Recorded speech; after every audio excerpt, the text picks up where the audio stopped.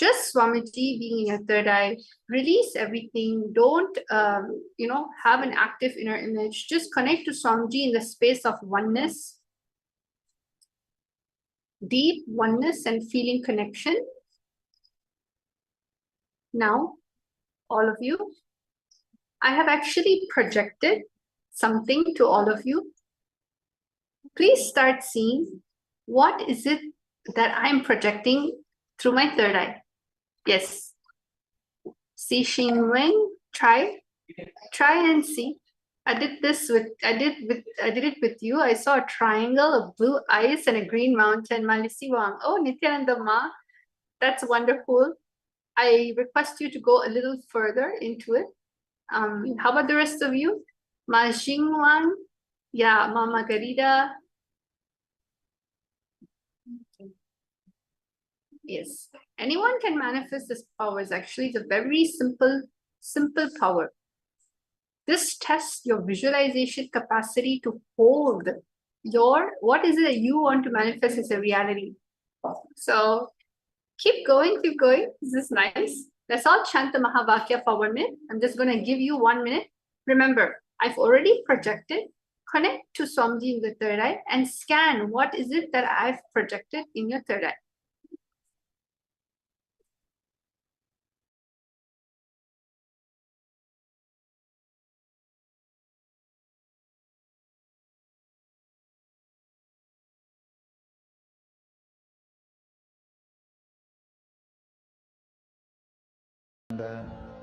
Paramashivoham Om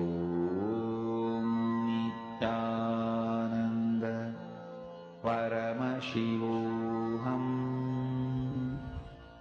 Om Nithyananda Paramashivoham Om Nithyananda Paramashivoham Om Nithyananda Paramashivoham Om Nithyananda Paramashivoham Om Nithyananda Paramashivoham Om Nithyananda Paramashivoham Om Nithyananda Paramashivoham. Yes. So now let us all settle down. All of you, please start writing down what's your answer. What is it that Swamiji has shown you through the third eye? What was it that I was projecting? Yes, so anything that you'd like to add, Malisiwan, Ma Shamin? Yes. Chandrasekhar Ma, Si Shin Weng, Hao Chen. Other than the triangle, actually are very close. So just finding out more.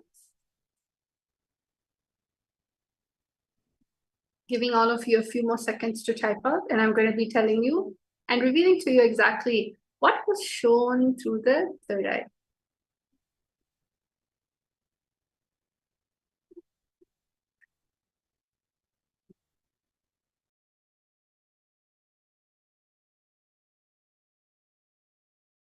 Okay, you said Atmalinga. Okay, that's wonderful. So in this round, I actually projected a shape, and particularly a shape of a star. So Malisi, you got it almost correctly. You were just basically saying a triangle, some pointed sharp top. And as you know, triangle does have pointed edges. So you manifested almost very closely. You did a wonderful job. Yes. So now what we're going to be doing, we're actually now going to be going into your next session. See, every single time you go into the next session, every single powerful cognition that you have received from all your sessions, from the completion to another mature understanding about yourself, when this starts happening to you, you just beautifully manifest the power right after that. So now let us all go into learning about the conscious sovereignty, the ultimate reality, the ultimate truth, Paramashiva Satya. Now let us all go into this session.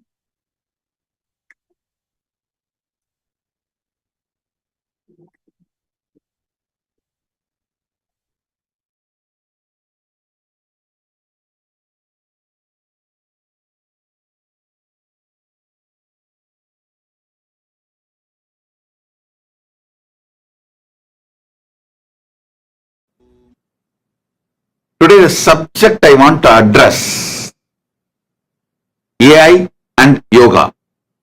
This is the direct message from Paramashiva, from KAILASA to all of you.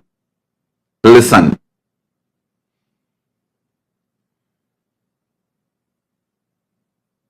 AI is going to take over the world. Be very clear. Nobody would have expected the social media will take over the world. Please understand. The good things that social media offers,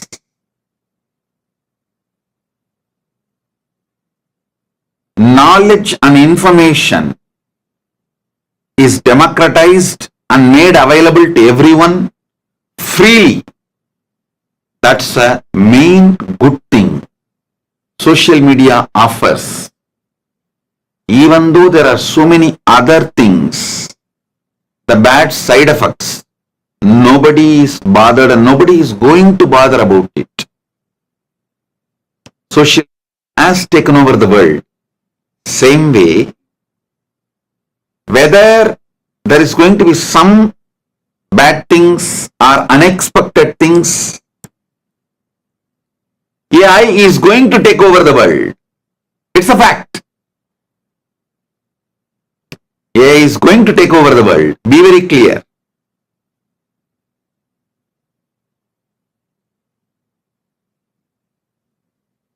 If you want powerful future in the AI world, if you want a powerful future in the AI world, if you want to have successful future in the AI world, above all, if you want to have your conscious sovereignty,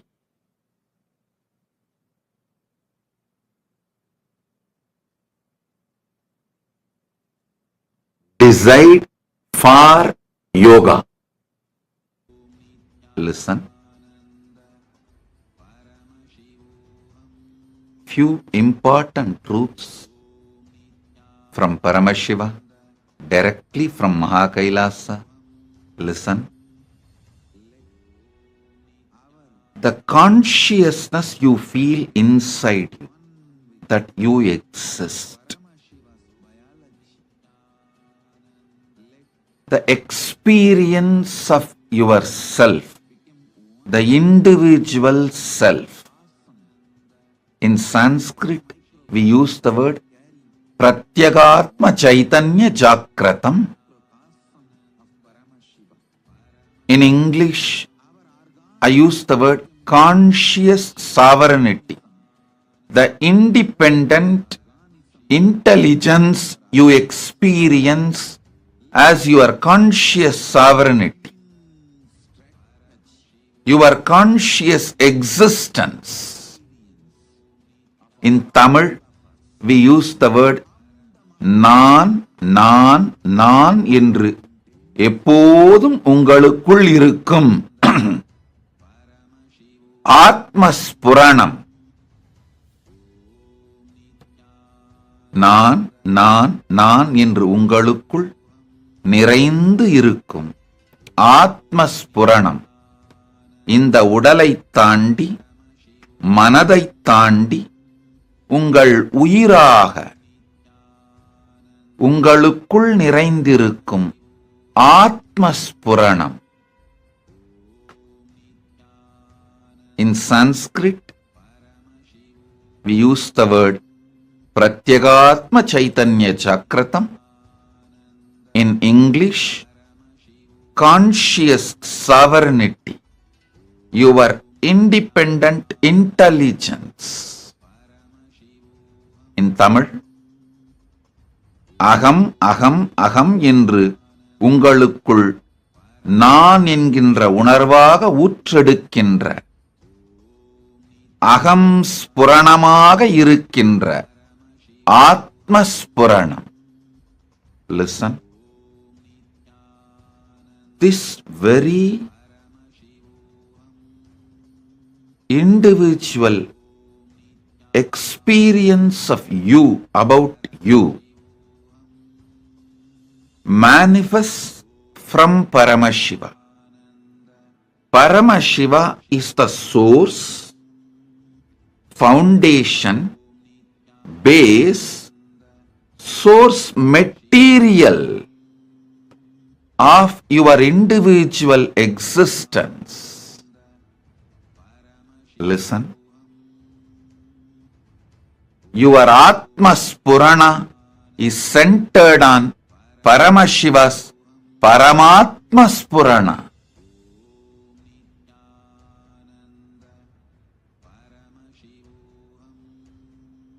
Your Atma Spurana is centered on Paramashiva's Paramatma Spurana.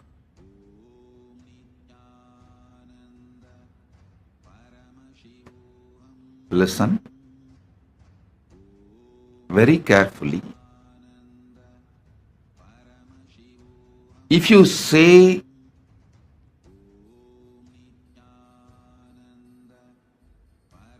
Shivaya Nama, it becomes duality, Dvandva, Dvaita.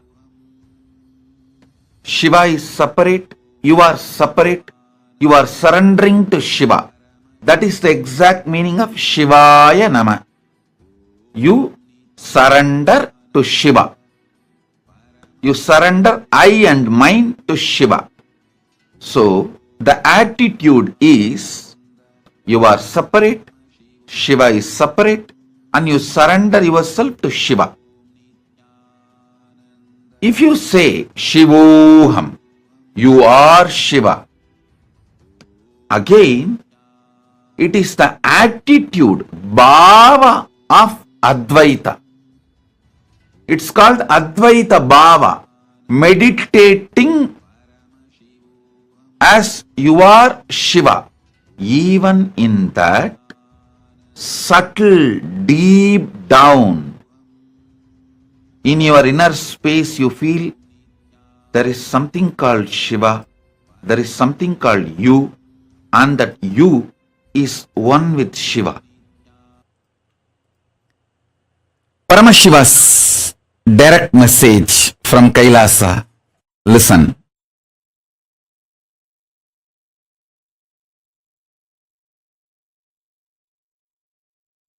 Your experience about you is conscious sovereignty. In reality, your experience about you is conscious sovereignty. Your prenatal, postnatal habits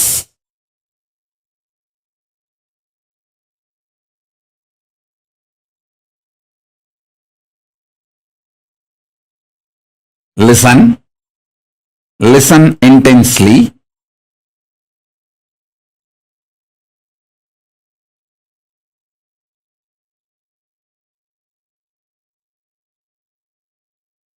The conscious sovereignty is the core of your reality. Your prenatal, postnatal habits cannot bind you or chain you.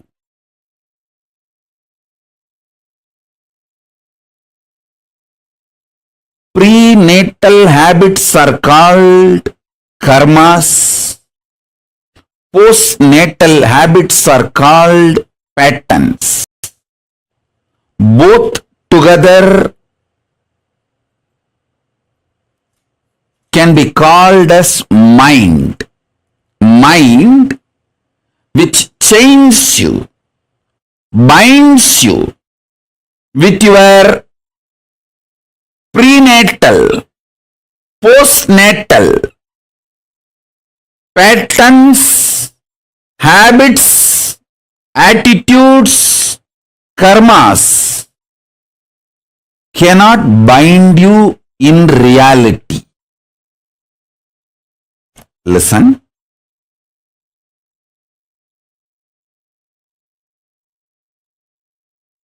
I am revealing the truth as it is. This is literally Nirvana Diksha. Truth as it is, without being clothed, dressed, or any makeup. Raw, straight, wild, real truth as it is. Your conscious sovereignty is your reality. Your prenatal patterns and habits and karmas, postnatal patterns and habits and karmas, nothing can actually bind you. Nothing can actually chain you. Understand?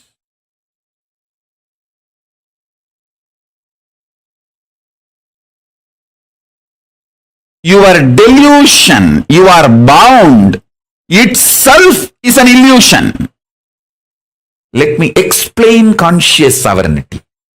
Conscious sovereignty means I know I am consciousness.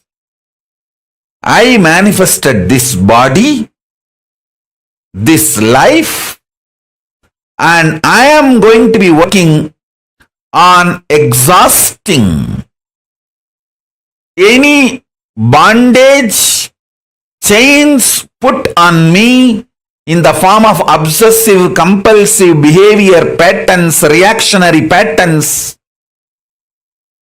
any other bondage put on me.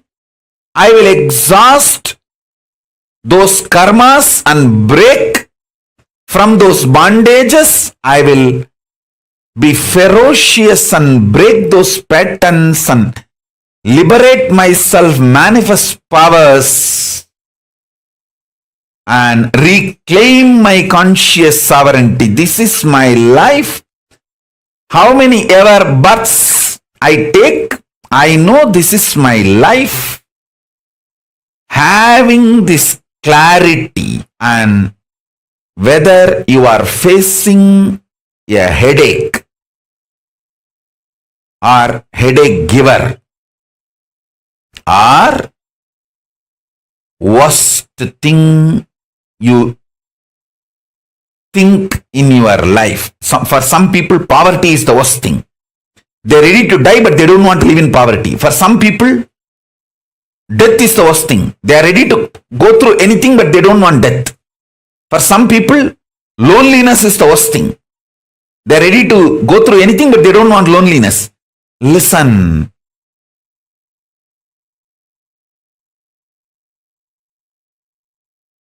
Nothing is worst in your life other than losing conscious sovereignty. Even in the worst situations, if you make strategies, decisions from your conscious sovereignty, you already started living enlightenment. Conscious sovereignty is too important.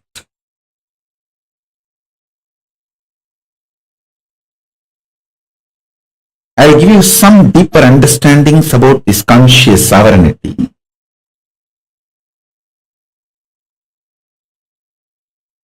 It is such highly mature, enlightening truth. Even if you understand, you will start manifesting. Say, declare you are Paramashiva, the ultimate conscious being.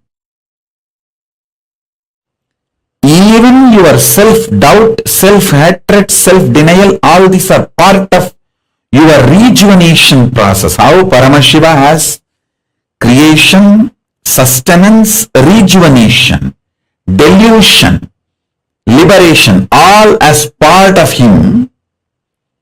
Even you having self-doubt, self-denial, self-hatred is your own internal samhara, rejuvenation process, your own delusion and liberation unit. So that is also very much part of your Paramashivatva. You don't need to be afraid of it. You forgetting your Paramashivatva and you remembering your Paramashivatva. You don't need to be afraid of any of this. You forgetting your Paramashivatva is you putting yourself in delusion. You remembering your Paramashiva is you liberating yourself.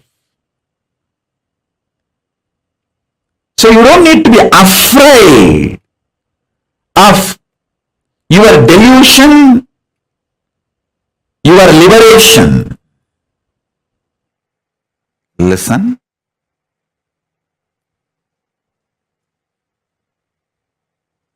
Now, I will describe exactly conscious sovereignty as I received from my Guru, Arunagiri Yogeshwara.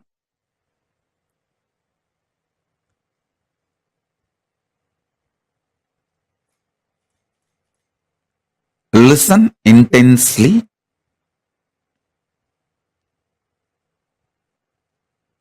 Listen.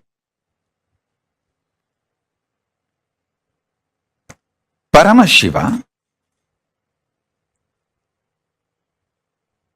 in his unmanifest being,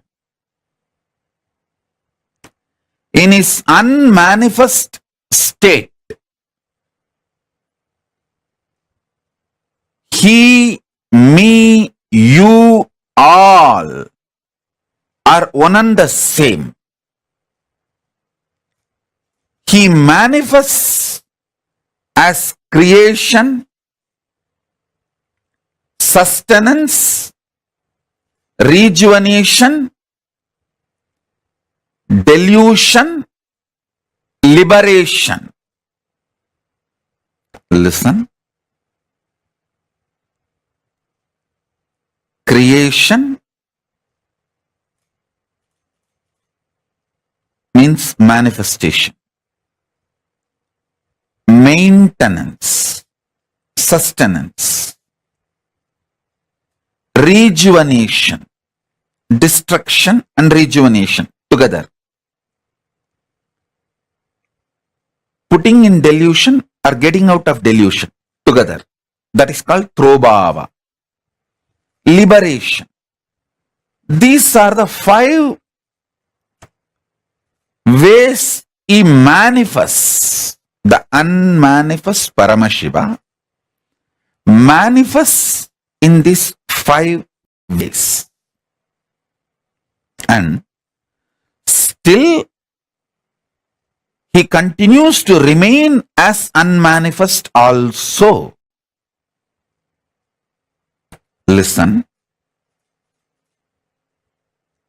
This every truth I am revealing now, internalizing, will make what I am experiencing as Paramashiva as a quantum experience in you and me, where the Shakti Pada will happen in you. What I am going through, you will go through. So what I received from my Guru, you will receive it now.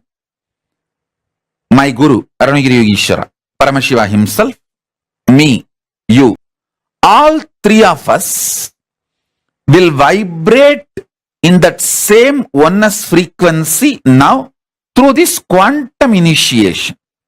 Listen. Conscious sovereignty is the greatest achievement.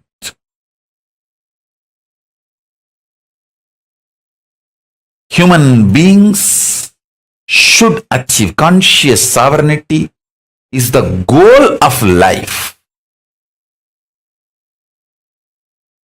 purpose of life, reason for the existence of human beings. Why the human beings are still alive? The only reason is to experience conscious sovereignty. Understand? Guru Bhakti can give conscious sovereignty as the gift to you, because without even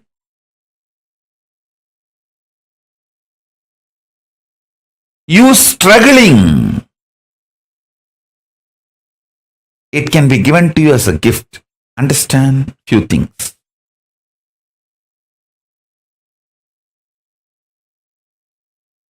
In your life, the men around you, you need to understand. Women around you, you just need to love them. If you try to understand women, you will be in mess. No. You just need to love them, support them, help them grow, manifest. Listen. Anything related to length, rationality, logic, try to understand. Anything related to breadth,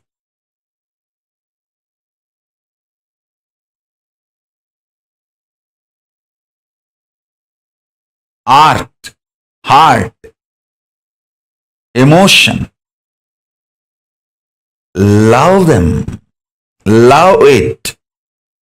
Don't try to understand. Understanding is not the unit with which you can work with love, with emotion, with breath. Each dimension as a unit, as a methodology through which you can become part. You can manifest the best things. So understand, logic, intellect, rational, this dimension can be understood. You can reap the maximum benefit from length, logic, rational dimension through the methodology called understanding. You can get the best out of breath dimension, love, emotion, art, heart, by loving, not by trying to understand, but by loving. All the best things you can achieve, you can get the maximum benefit out of depth dimension by simply being ferocious and manifest. The depth dimension, you can't reap the benefit of depth dimension through understanding or by loving. The depth dimension benefits you can reap only by being ferocious, powerful with you and manifesting it. Now listen deeply.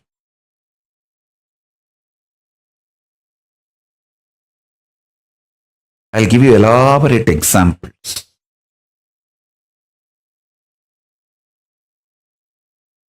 Whole Hinduism is focused on human beings experiencing conscious sovereignty. Listen, fundamentally, mind binds you, chains you through patterns, obsessive, compulsive, reactionary behavior patterns, many other bondages, illusions, delusions. Mind binds you, chains you. It takes away the conscious sovereignty of the human being, and it takes away the best way the human beings can exist naturally, dharmically.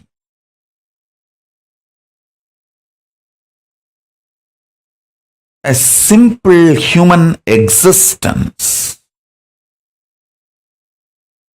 And the best things that simple human conscious existence can manifest, everything is hijacked, taken away, chained, bound by mind. And when you start manifesting ferociousness and break the patterns, manifest powers, your mind is transformed into supermind. Bhagavan Aurobindo elaborately explains the science of making the mind into supermind. I would like to sincerely recommend all of you to read the book, The Divine Life. The whole book is about the science of transforming mind into divine, mind into supermind. So,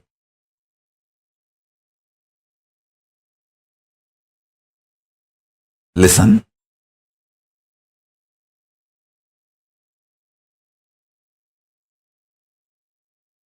That book, The Life Divine, that explains the science more detailed, elaborate way.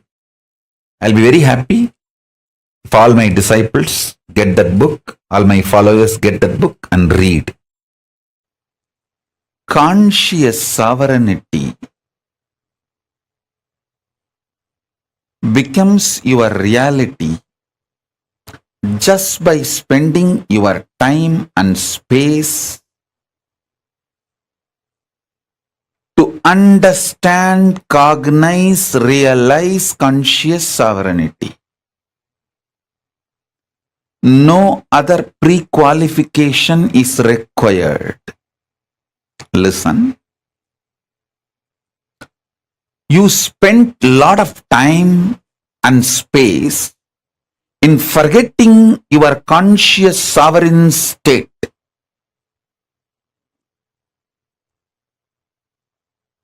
So at least 1% of the time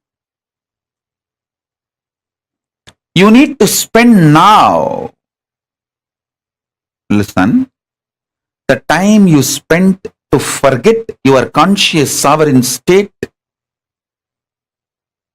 if it is 100 hours, now at least you need to spend 1 hour to remember your conscious sovereignty. You don't need to spend 100 hours again, because to bring ignorance, it takes a lot of time. To bring enlightenment, it doesn't take much time.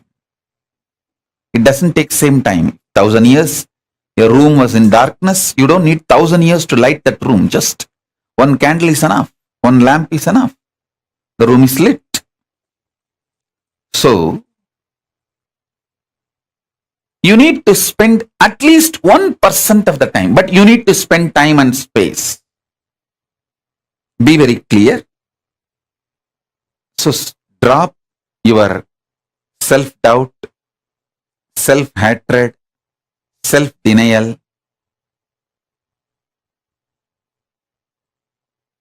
Spend time and space with conscious sovereignty and power manifestation signs. You will simply manifest what you want. That's all is the ultimate truth. Having patience till your self-doubt, self-hatred, self-denial cracks, till your arrogance comes down, till your delusion leaves you, till the parasites leaves you and your system is detoxed and you come down and settle down with your Paramashivatva, till that becomes your manifested reality. Not just perceived as experience, even manifested as powers.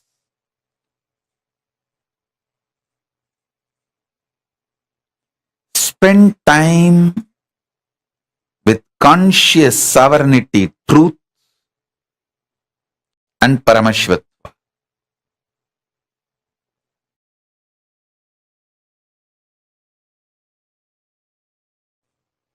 Conscious sovereignty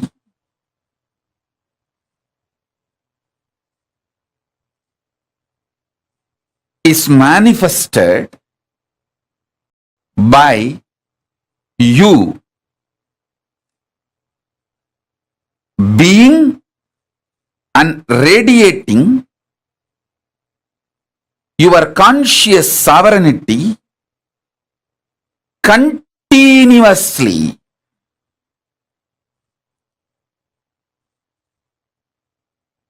Do this Swarajya Siddhi Samyama.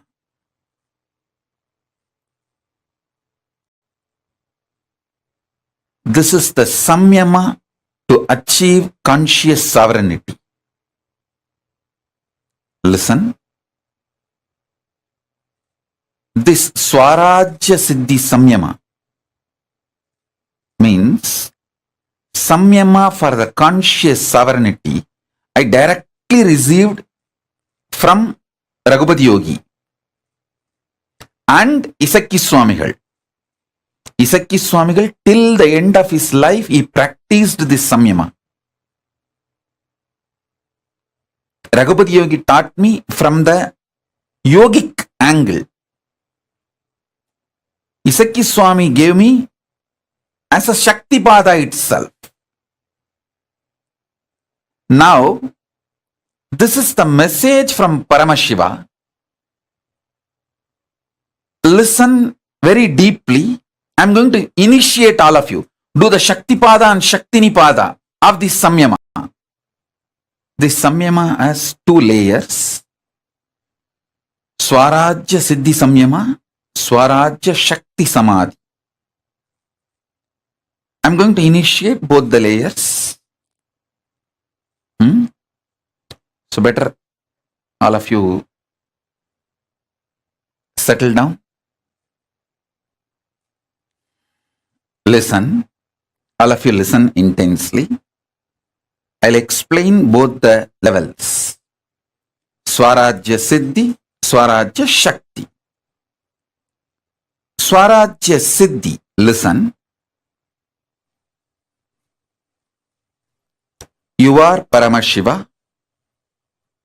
Everyone with whom you are relating is Paramashiva. With this cognition, continuously, every thought raising in you should be from this cognition. Understand? consciousness becoming your emotion, thought currents, words, retaining your sovereignty. Understand? Your consciousness, from that only your cognitions manifest. From your cognitions only your emotions manifest. From your emotions your thought currents manifest. From your thought currents your words come out. Through your words you start acting. The words uttered inside or outside. That is the way your functioning starts. Your relationship, this whole psychodrama starts. So, listen carefully.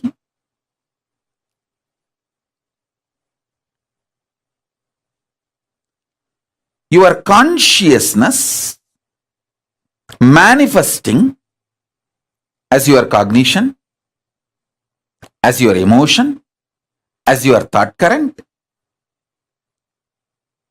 as your words, without losing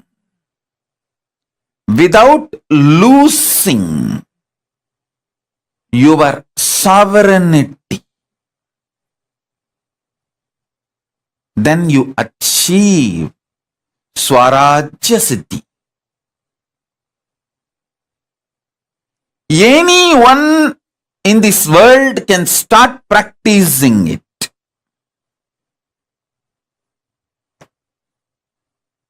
Now, I am giving you the second layer.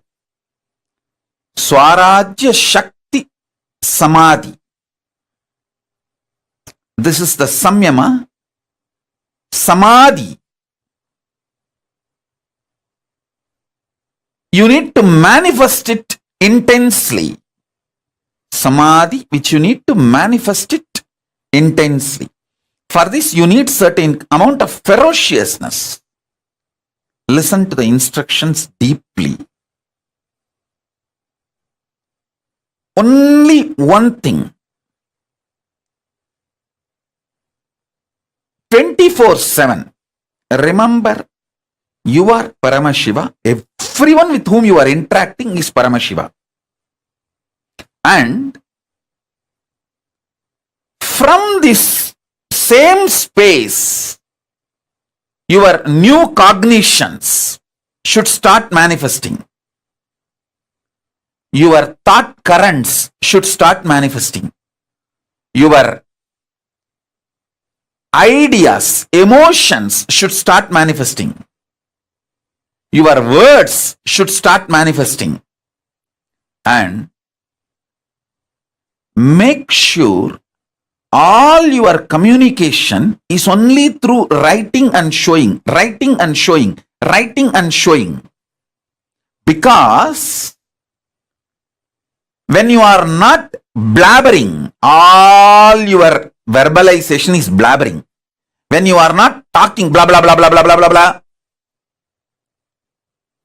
you can retain the conscious sovereignty cognition.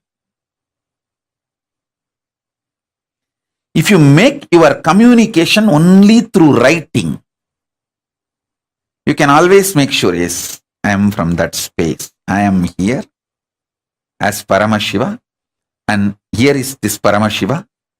So I am here to be ultimately integrated. No cheating, exploiting, no cunningness, strategic relationship, integrity to integrity, Paramashiva to Paramashiva, oneness to oneness. If there is a conflict, I will explain this, my conflict and insecurity and fears to this Paramashiva, knowing that this Paramashiva will not exploit me, will only support me in manifesting my Paramashivatva more and more. Listen, I am telling you, most of your deluded insecurities will melt down. all your delusional insecurities will melt down.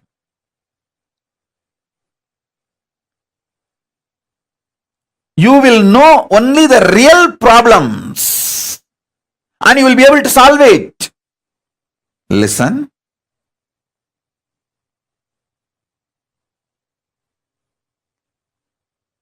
So even for the devotees, I am saying, see, in your office, you may not have convinced everyone about your spiritual path. With those people, you can speak no other way. But try to retain this conscious sovereignty, cognition, and continue to speak. Keep that as an exemption. Other than those few people with whom you have not convinced your spiritual path and your connection with KAILASA and all that. With those people, no other way you have to run your life. Other than those few, with everyone who knows you are my disciple and you do everything I say, with all of them, practice this samyama. You can explain to them by writing. You can keep in one paper why you are doing what you are doing. They will be happy that you are seeing them as Paramashiva and you are very honest with them, very integrated to them. No cheating, no strategy, no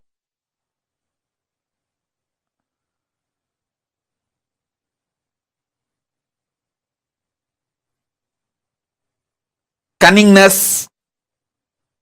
They will be very happy to have a person like you in their life, in every part.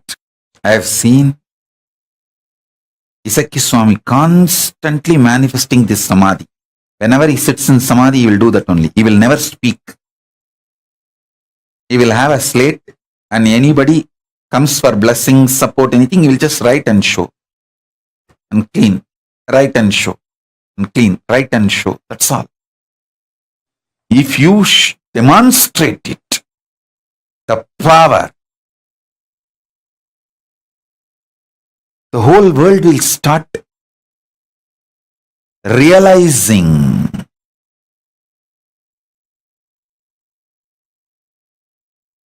the power of Paramashiva's words. That is the best enriching you will do.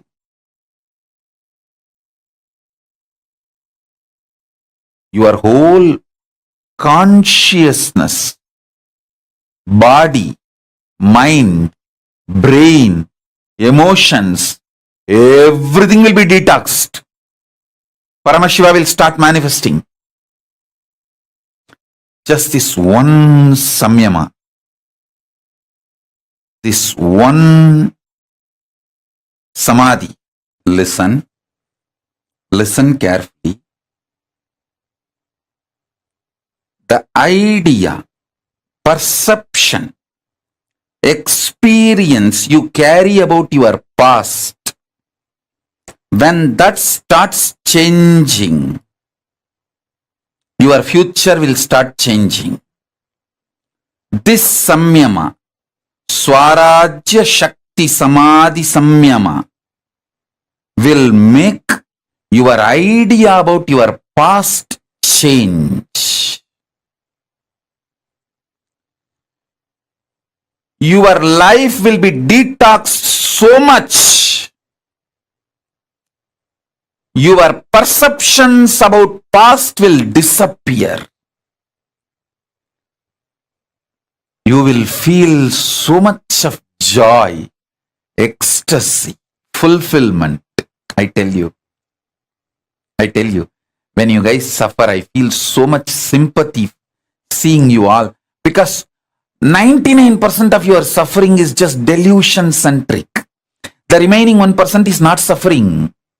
It's a sport challenge, joy of life.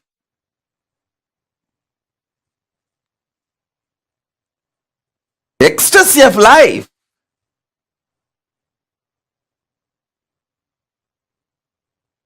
So, when your perception about the past changes, past just drops from you, it will never be a heavy load on you. It will no more be a toxic around you, making your present and future toxic.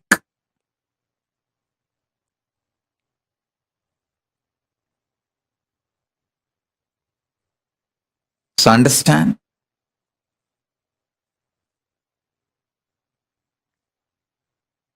I bless you all. The whole load of your past,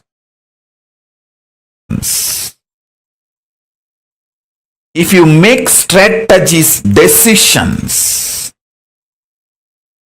from your conscious sovereignty, you already started living enlightenment. Conscious sovereignty is too important.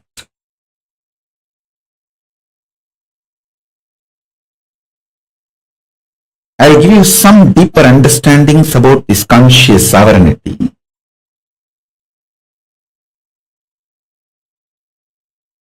It is such highly mature, enlightening truth. Even if you understand, you will start manifesting. Say, declare you are Paramashiva, the ultimate conscious being.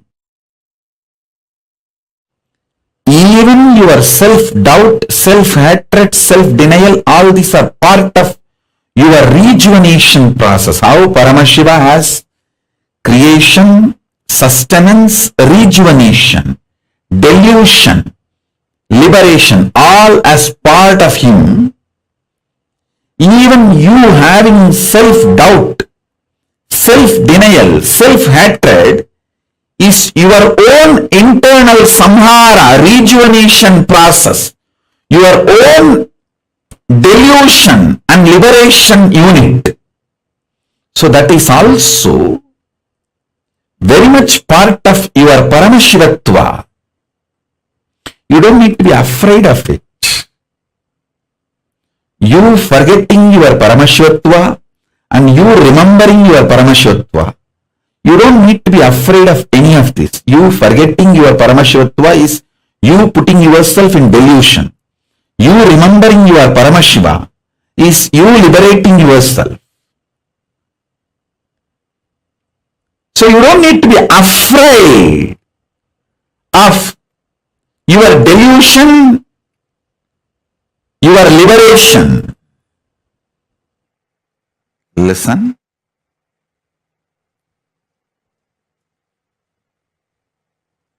Now, I will describe exactly conscious sovereignty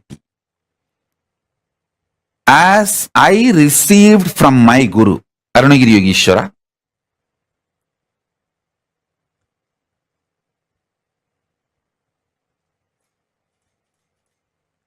Listen intensely.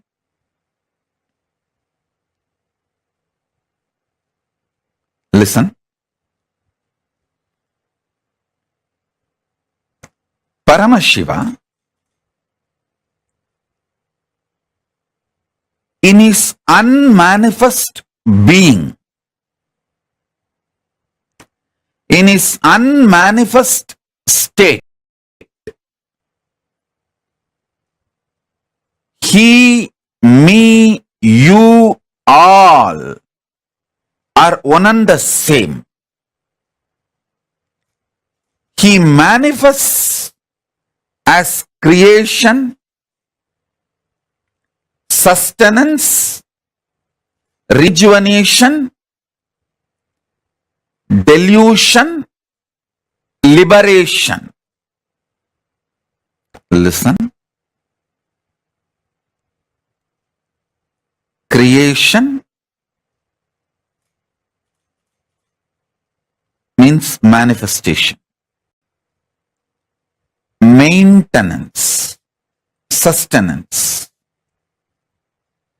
rejuvenation, destruction and rejuvenation together. putting in delusion or getting out of delusion together. That is called Trobhava. Liberation. These are the 5 ways he manifests. The unmanifest Paramashiva manifests in these 5 ways. And still he continues to remain as unmanifest also. Listen. This every truth I am revealing now, internalizing,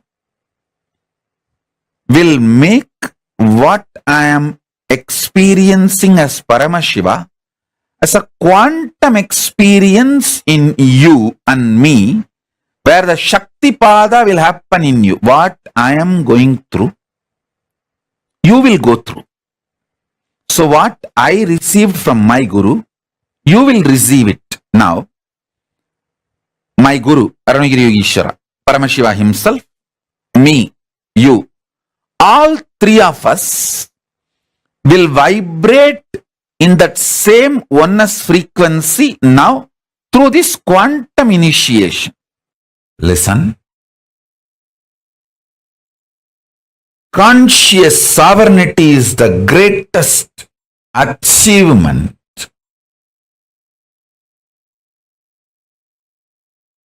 Human beings should achieve. Conscious sovereignty is the goal of life, purpose of life, reason for the existence of human beings. Why the human beings are still alive? The only reason is to experience conscious sovereignty. Understand? Guru Bhakti can give conscious sovereignty as the gift to you, because without even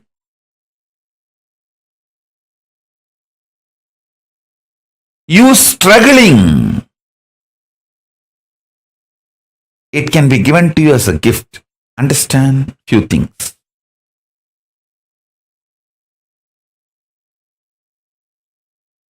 In your life, the men around you, you need to understand.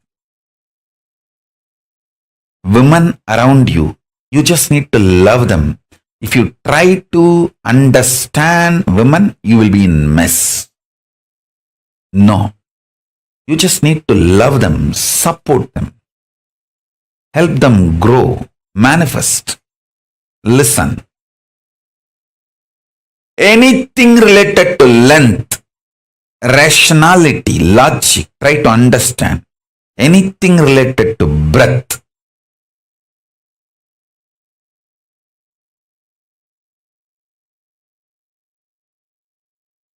art, heart, emotion. Love them. Love it. Don't try to understand. Understanding is not the unit with which you can work with love, with emotion, with breath. Each dimension as a unit, as a methodology through which you can become part. You can manifest the best things. So understand, logic, intellect, rational, this dimension can be understood. You can reap the maximum benefit from length, logic, rational dimension through the methodology called understanding. You can get the best out of breath dimension, love, emotion, art, heart, by loving, not by trying to understand, but by loving. all the best things you can achieve. You can get the maximum benefit out of depth dimension by simply being ferocious and manifest. The depth dimension, you can't reap the benefit of depth dimension through understanding or by loving. The depth dimension benefits you can reap only by being ferocious, powerful with you and manifesting it. Now listen deeply.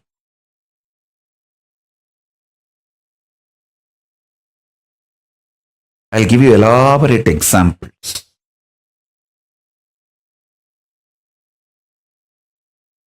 Whole Hinduism is focused on human beings experiencing conscious sovereignty. Listen. Fundamentally, mind binds you, chains you through patterns, obsessive, compulsive, reactionary behavior patterns, many other bondages, illusions, delusions. Mind binds you, chains you. It takes away the conscious sovereignty of the human being, and it takes away the best way the human beings can exist naturally, dharmically.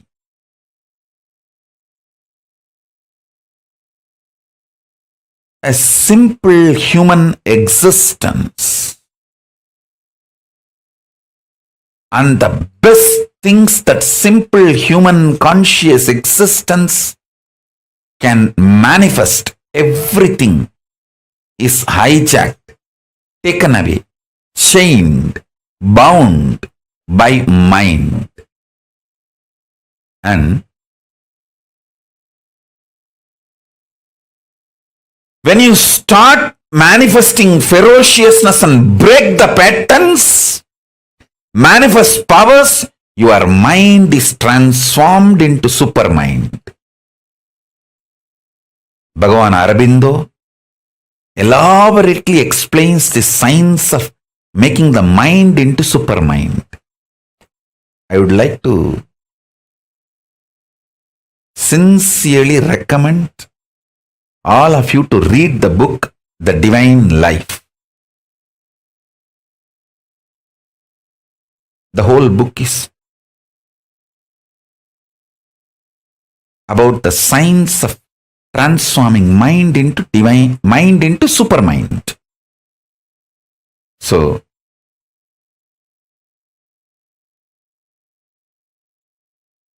listen.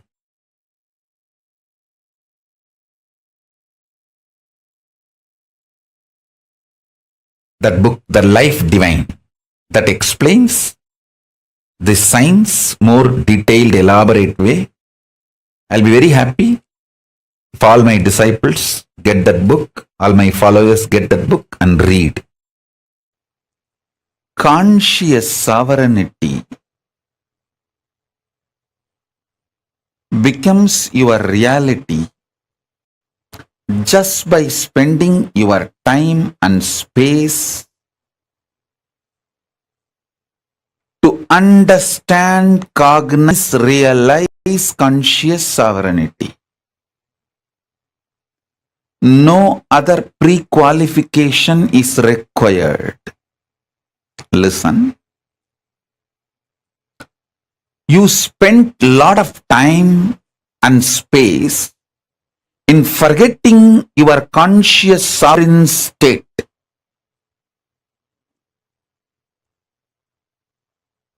So at least 1% of the time you need to spend now. Listen, the time you spend to forget your conscious sovereign state if it is 100 hours, now at least you need to spend 1 hour to remember your conscious sovereignty. You don't need to spend 100 hours again, because to bring ignorance, it takes a lot of time. To bring enlightenment, it doesn't take much time. It doesn't take same time. 1,000 years, your room was in darkness. You don't need 1,000 years to light that room. Just one candle is enough. One lamp is enough. The room is lit. So, you need to spend at least 1% of the time, but you need to spend time and space. Be very clear. So drop your self-doubt, self-hatred, self-denial. Spend time and space with conscious sovereignty and power manifestation signs. You will simply manifest what you want. That's all is the ultimate truth. Having patience till your self-doubt, self-hatred, self-denial cracks, till your arrogance comes down, till your delusion leaves you, till the parasites leaves you and your system is detoxed, and you come down and settle down with your Paramashivatva, till that becomes your manifested reality. Not just perceived as experience, even manifested as powers.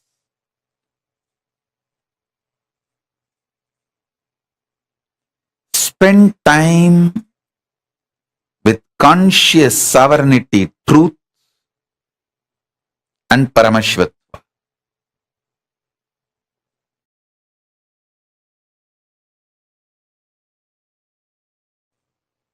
Conscious sovereignty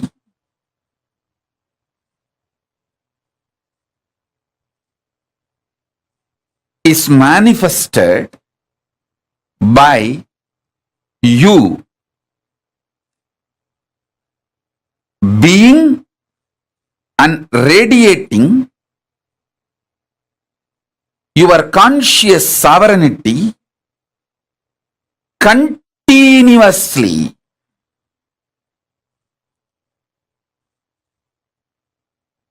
Do this Swarajya Siddhi Samyama.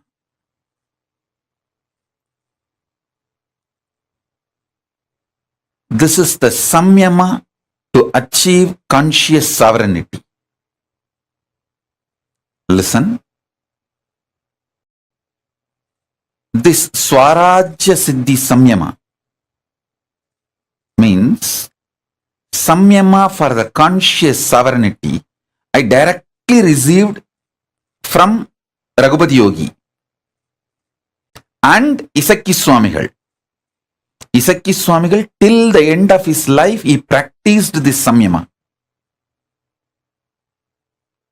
Raghupati Yogi taught me from the yogic angle.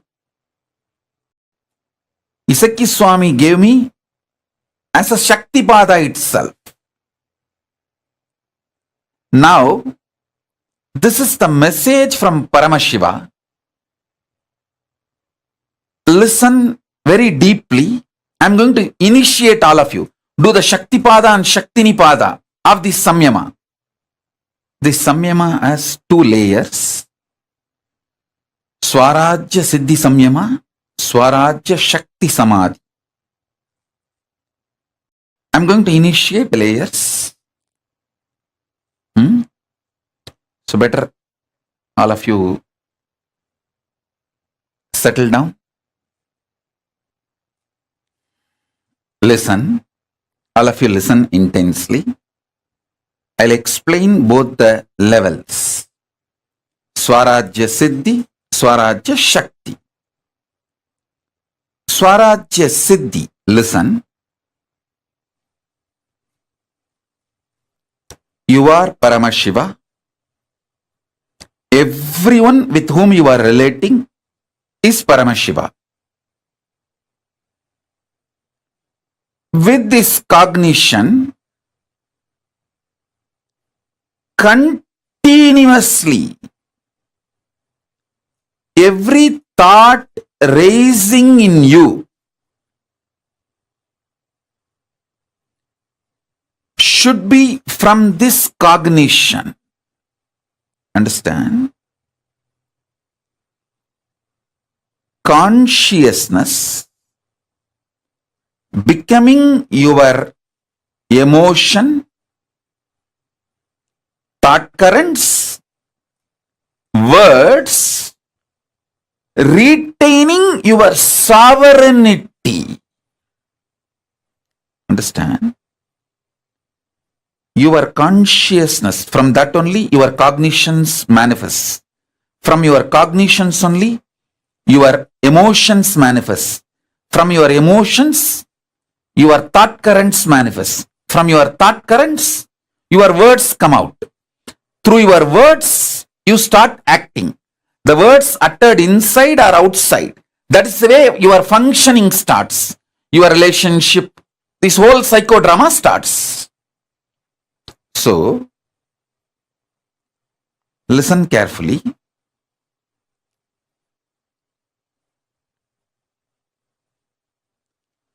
Your consciousness manifesting as your cognition, as your emotion, as your thought current,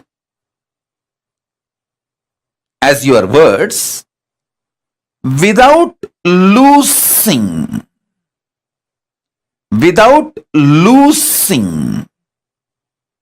your sovereignty, then you achieve Swarajya Siddhi.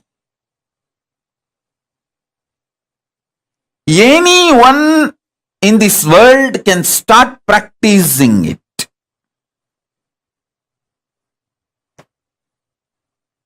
Now, I am giving you the second layer. Swarajya Shakti Samadhi.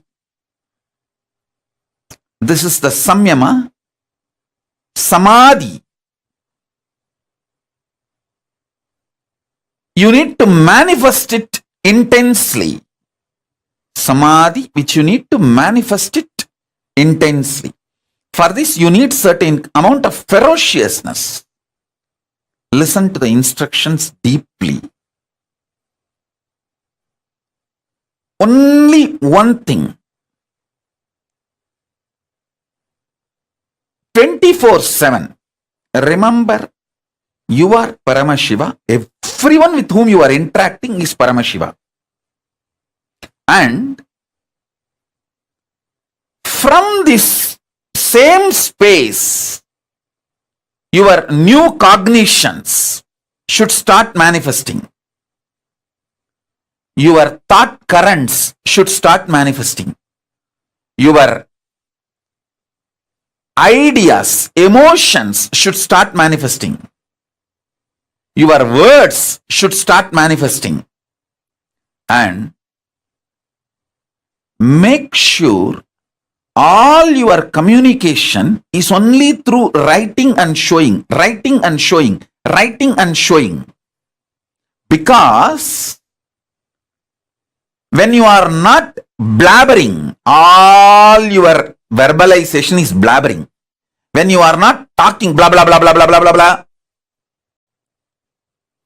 you can retain the conscious sovereignty cognition.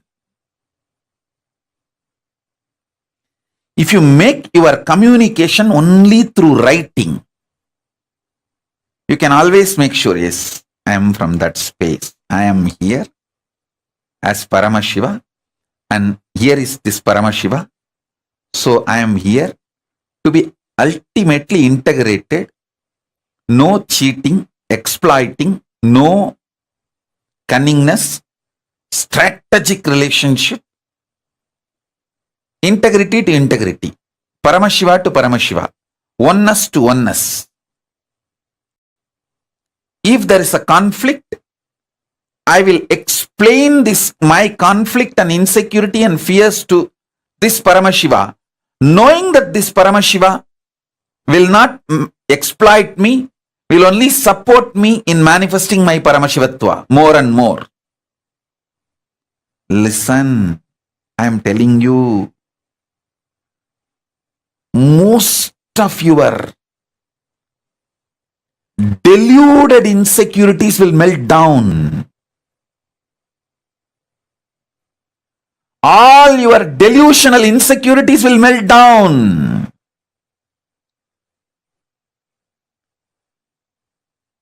You will know only the real problems and you will be able to solve it. Listen.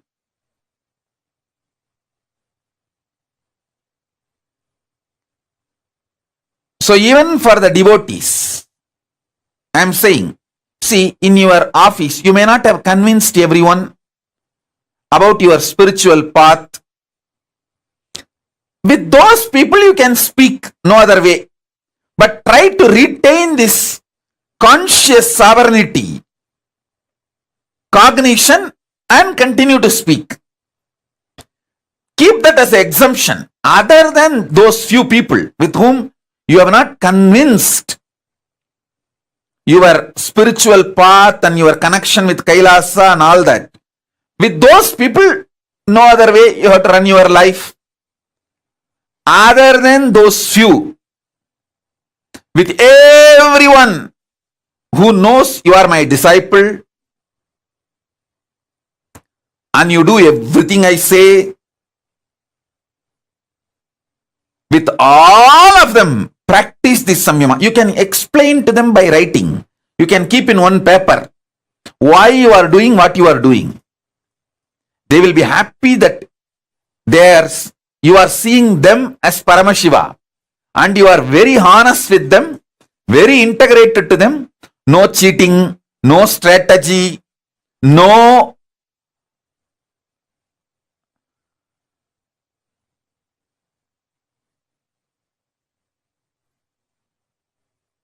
cunningness. They will be very happy to have a person like you in their life, in every part. I have seen Isaki Swami constantly manifesting this samadhi. Whenever he sits in samadhi, he will do that only. He will never speak. He will have a slate and anybody comes for blessings, support, anything, he will just write and show. And clean, write and show. And clean, write and show. That's all. If you demonstrate it, the power, the whole world will start realizing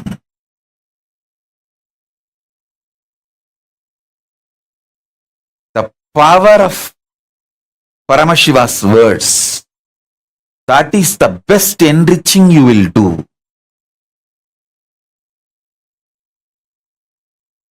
Your whole consciousness, body, mind, brain, emotions, everything will be detoxed. Paramashiva will start manifesting. Just this one samyama, this one samadhi. Listen carefully. The idea, perception, experience you carry about your past, when that starts changing, your future will start changing. This samyama, Swarajya Shakti Samadhi Samyama, will make your idea about your past change. your life will be detoxed so much. Your perceptions about past will disappear. You will feel so much of joy, ecstasy, fulfillment. I tell you, when you guys suffer, I feel so much sympathy seeing you all, because 99% of your suffering is just delusion centric. The remaining 1% is not suffering. It's a sport challenge, joy of life.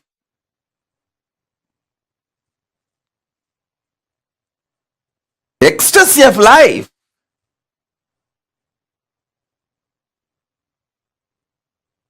So, when your perception about the past changes, past just drops from you. It will never be a heavy load on you. It will no more be a toxic around you, making your present and future toxic.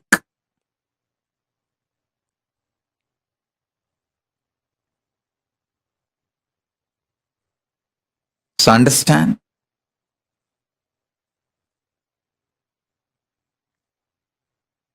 I bless you all. The whole load of your past be detoxed. All the load of the past be cleared. Let you all be detoxed. Let you all radiate Paramashivatva. Let Paramashiva Paramborul, ultimate, manifest in all of you. Listen. Listen to this statement very deeply. You will have conscious sovereignty now. Before this satsang is over, you will experience conscious sovereignty, because it's not difficult and it's not easy, it is simple.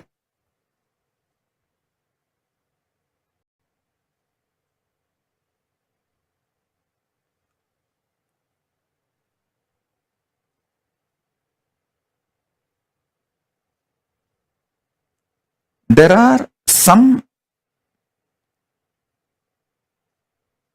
pain points in you.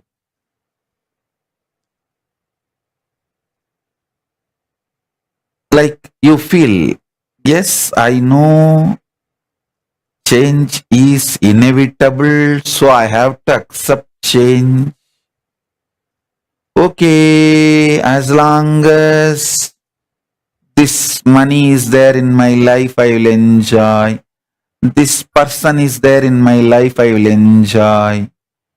When I am not able to handle the pain I have to go through to keep this money or keep this person, when it becomes high maintenance, I will drop. All this kind of a very vague strategies, thought currents. Take all this into consideration in front of you. What you firmly like, what you firmly hate, what firm greed. Come what may, I am not going to leave this person. I am not going to leave this luxury. I am not going to leave this habit. That kind of a firm attachment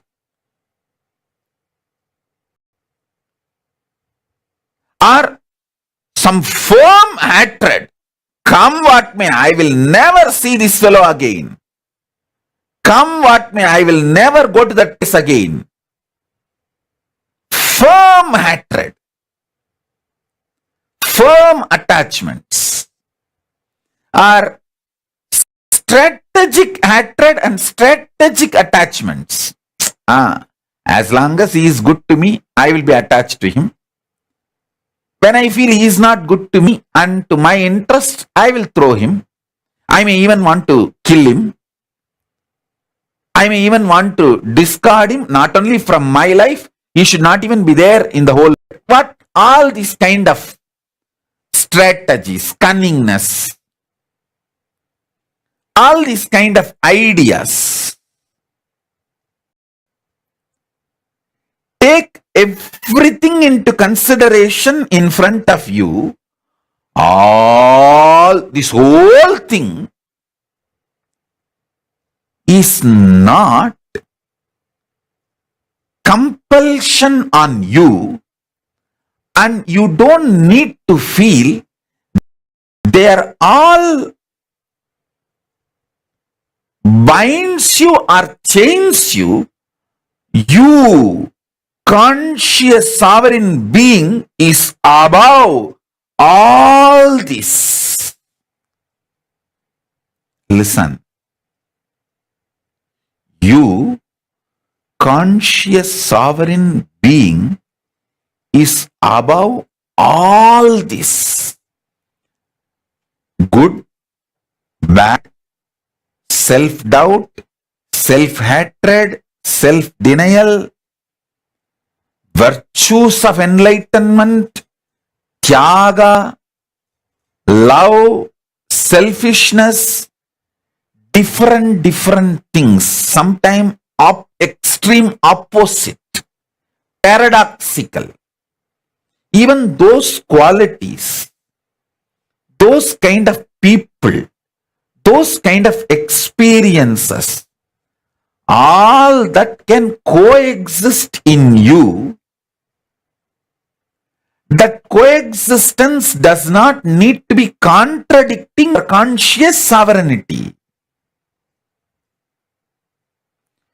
Your conscious sovereignty is your identity, existence. Listen, sometimes you may cook, that does not mean you are a chef. Sometimes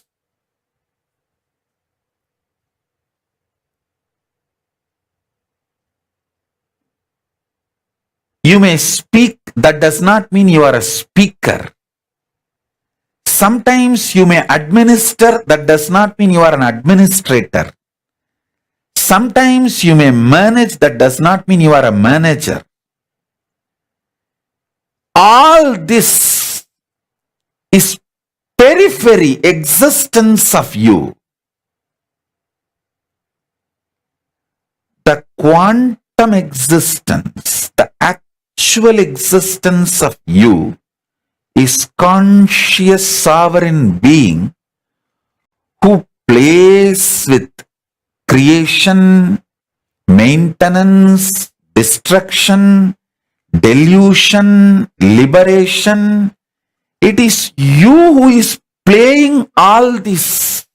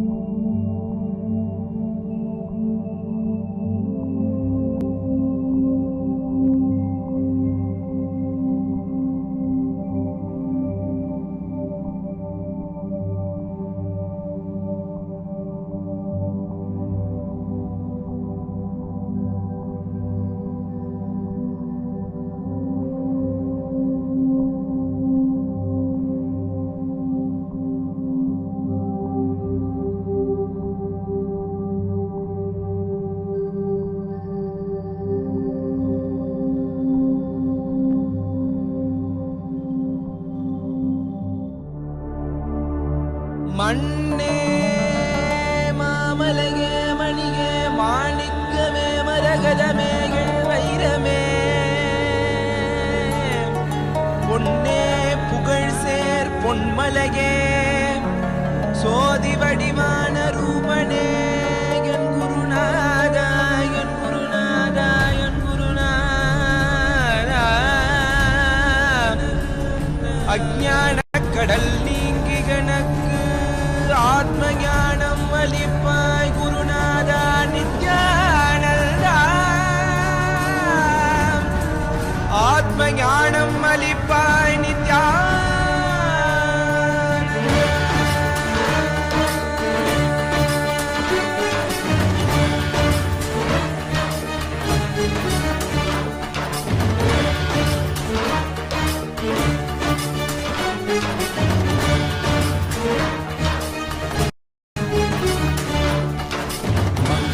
கொண்டு கங்கை முடிக்கொண்டு நர்த்தனம் புரியீசனே சுடலை பொடி பூசி புடுக்கை தனையேந்தும் காலனே புடித்தோலனே வீடு பிடிகால் உள்ள முறைகின்ற மதுரை மாநகரின் ராசனே இன்னல்களை கலைந்து இன்பங்களை அளிக்கும் சுந்தர வடமணி நேசனே திங்கள் நித்த முறைகின்ற செவ்விழி கொண்ட செல்வனே சொக்கனேந்தன் சோமனே ஐயா சோதி வடிவான ரூபனே அடிமொழி காணா அண்ணாமலையே அகிலம் போற்றிடும் ஐயனே நாகாபரணனே நால்வர் பிழனயமுடனாடிடும் நாதனே ஆழகாலம் உண்டு ஆழம் காடுதடில் ஆனந்த நடமிடும் ஆதி செய்வனே இடம் கொண்டு கங்கை முடி கொண்டு நர்த்தனம் புரியும் ஈசனே சுடலை முடி பூசி உடுகை தனையேந்து காலனே புலிதோலனே மீனின் விழிகால் உள்ள முறைகின்ற மதுரை மாநகரின் ராசனே பின்னல்களை கலைந்து இன்பங்களை அளிக்கும் சுந்தர வடமணி நேசனே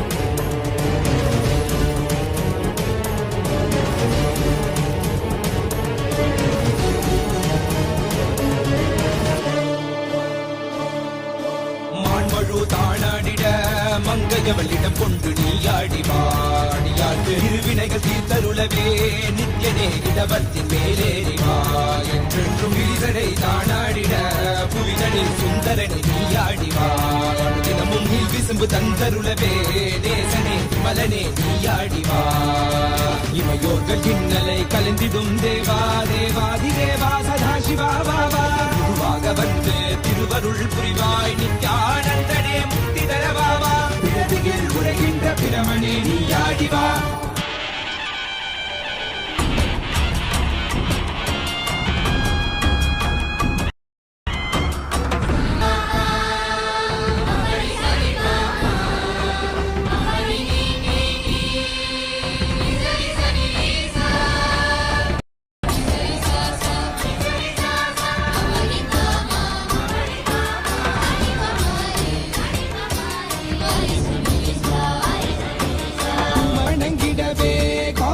மண்ணாய் உரைபவனே அப்பாய் காட்சி தரும் எங்கள் ஆணை காவலசே ஆதிகந்தமிழாத ஜோதியாய் அருணகிரி உரைநாதனே உலகை இயக்கிடும் வாயு வடிவே காலகத்தி ஈசனே சொல்லுதிடத்தில் நகர்தனில் வானில் ஆடும் கூத்தனே பஞ்சபூதமும் நித்தம் பணியும் பரமனே பரமேசனே रचित नित्य वैभव गुप्त कैलैवासने ईशने सर्वेशने परमेशने जगदीशने नित्यने आनन्दे जीवने गुरुदेवने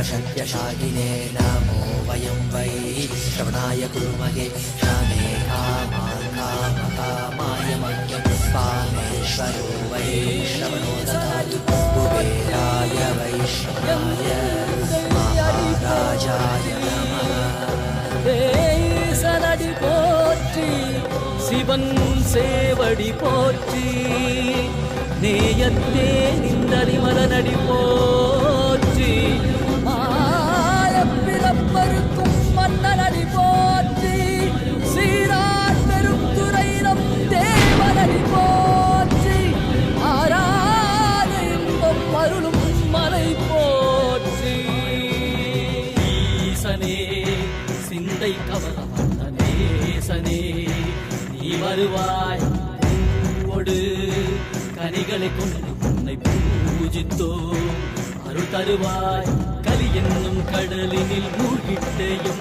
இனி கரம் தந்து காத்திட்டு கருணை பொய்கையில் அலர்ந்திட்ட அலவத்மம் போல உன் திருவடியில் வாழ்ந்திட நித்தியனின் வாராய் அருணாச்சலனே நீ அகண்ட ஜோதியனே வாராய் அல்லல் நீக்கிடவே வாராய் அகிலம் போற்றுகின்ற ஈசனே சிந்தை கவர்ந்த நேசனே நீ வருவாய் ஒடு கனிகளை கொண்டு பூஜித்தோ அருள் தருவாய்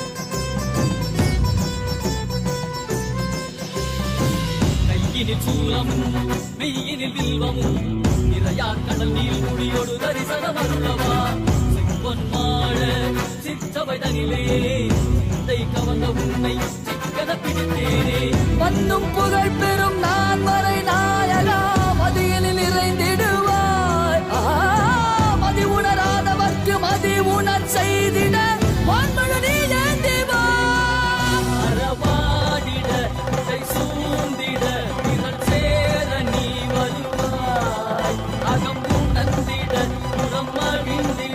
புலித்தோலோடு நீ வருவாய்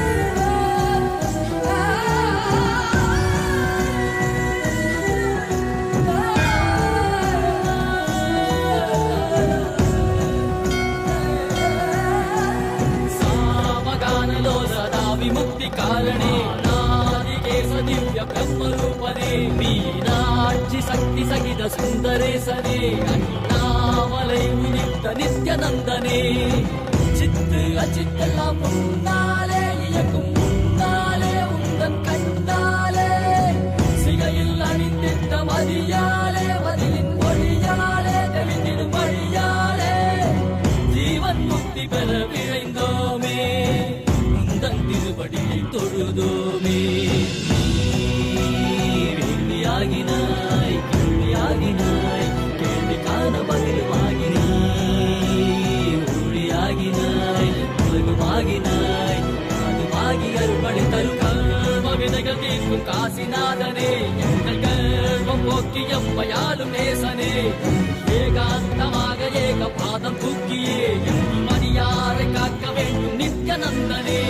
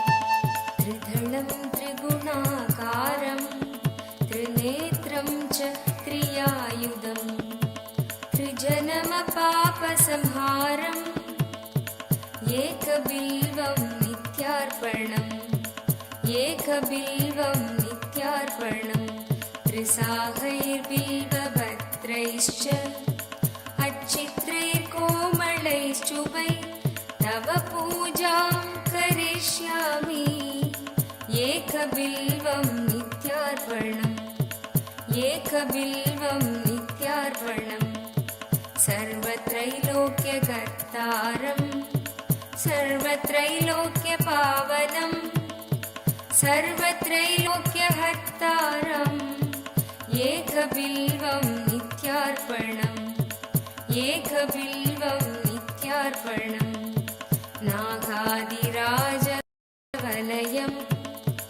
नागहारेण भूषितं नागकुण्डलसंयुक्तम् एकबिल्वं नित्यार्पणम् एकबिल्वं नित्यार्पणम्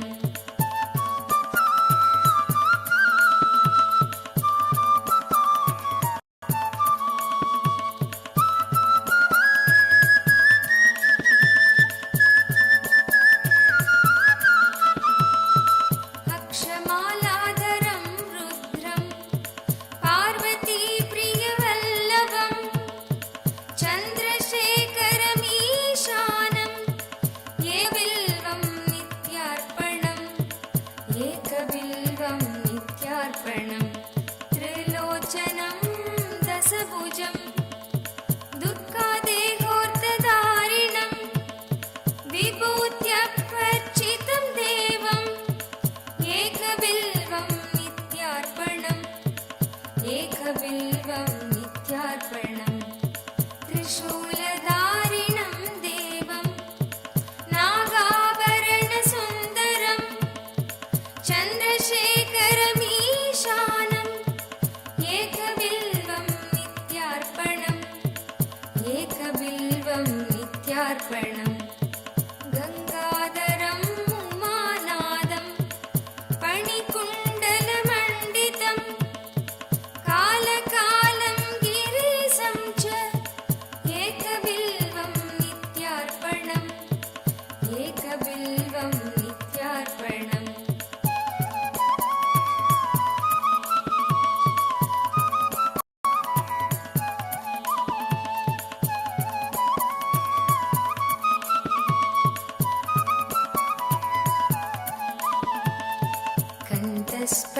कन्तस्फटिकसङ्कासं चितिकण्डं कृपानिधिं सर्वेश्वरं सदा शान्तम् एकबिल्वं नित्यार्पणम् एकबिल्वं नित्यार्पणम् सच्चिदानन्दरूपं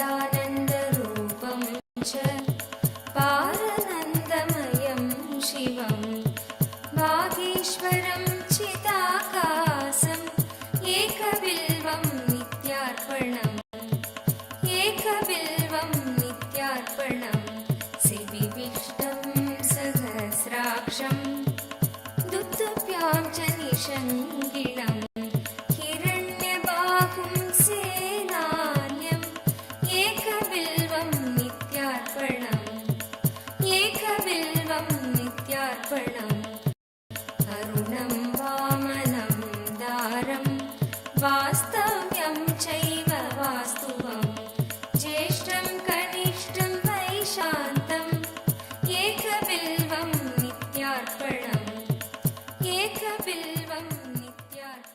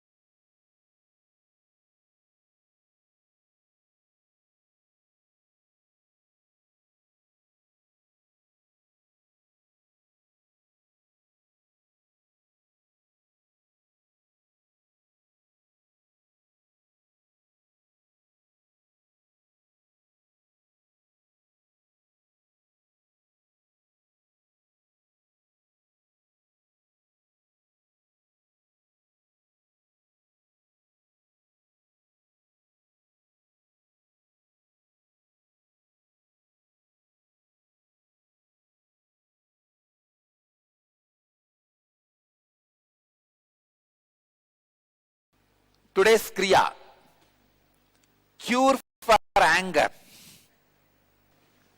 This is again given to Durvasa by Shiva. First, Egapadasana, the first step.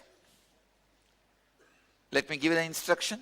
This is from Yogasanam, verse 5. Stand up, balance yourself and place the right foot on the left thigh. You can stand near the wall or holding a chair or do anything.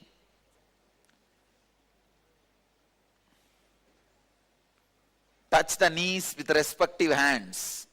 Right knee with right hand and left knee with the left hand. Try to.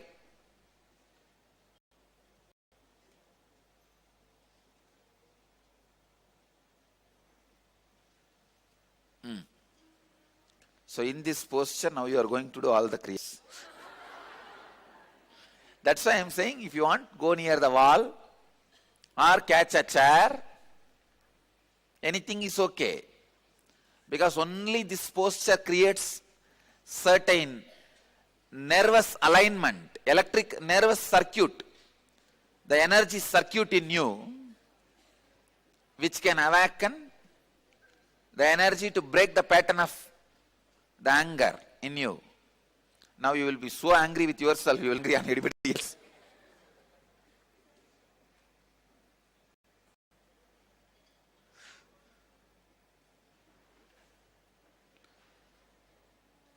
"30 seconds in this posture.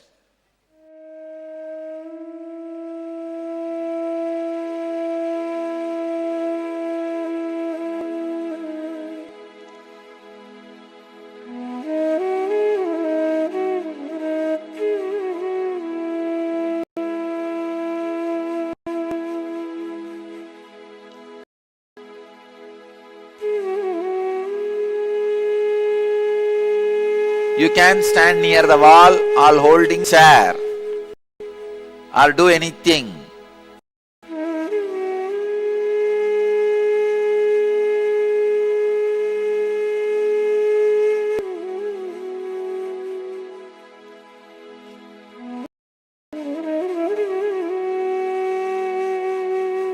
"30 seconds in this posture.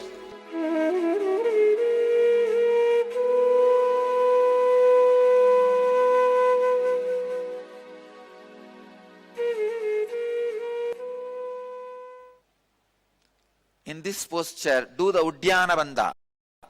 Uddiyana Bandha means contract the bowels above and below the navel so abdominal organs touch the back.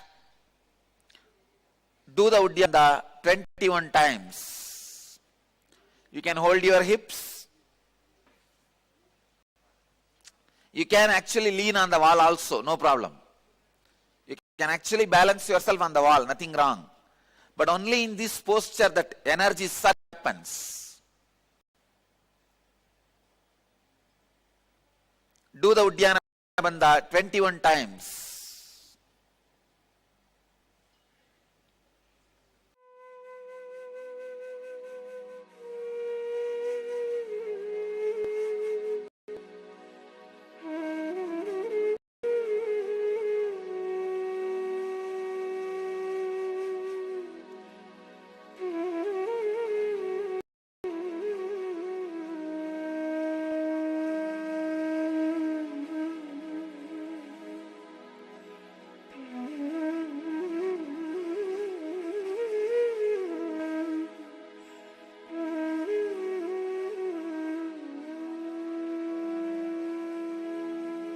Uddiyana Bandha means contract the bowels above and below the navel so that the abdominal organs touch the back.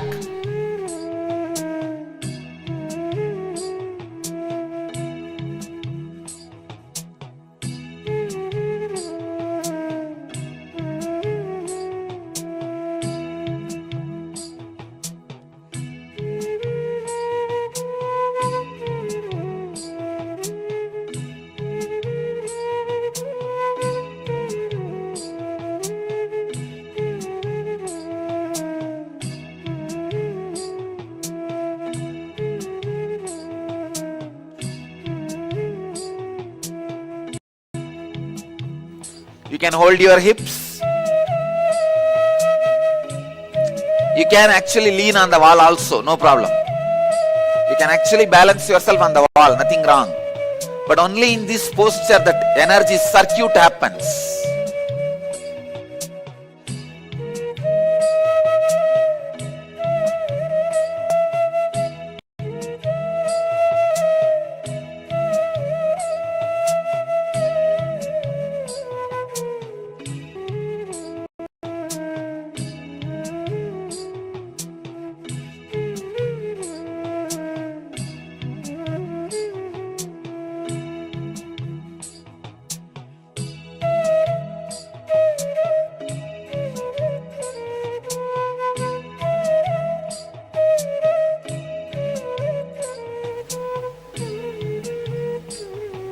Do the Uddiyana Bandha 21 times.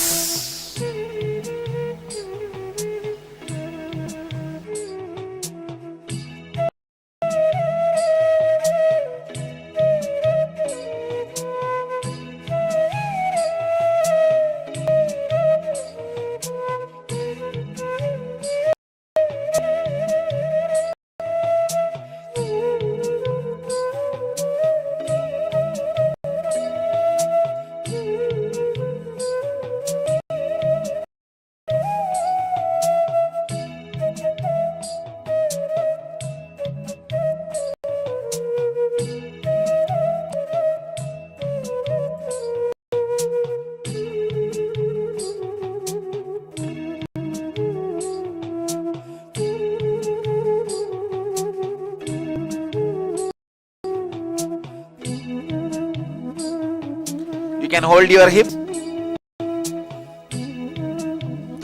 You can actually lean on the wall also, no problem.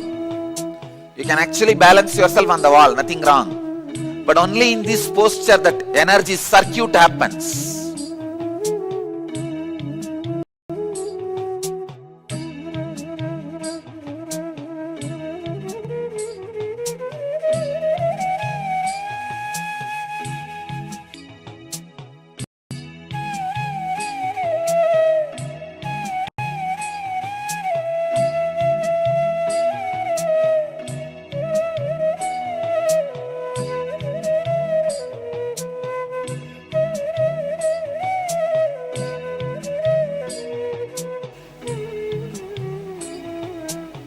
Do the Uddiyana Bandha 21 times.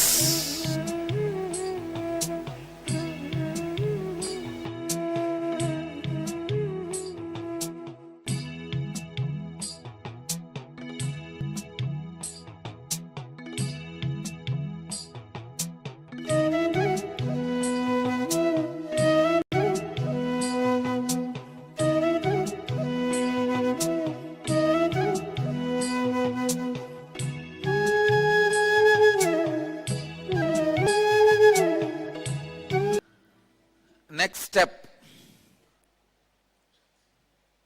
Jalandhara Bandha. Now you can change the legs if you want. After changing the legs, Jalandhara Bandha, put your chin on the chest. Hold the breath as long as you can. Judiciously. Do this 21 times.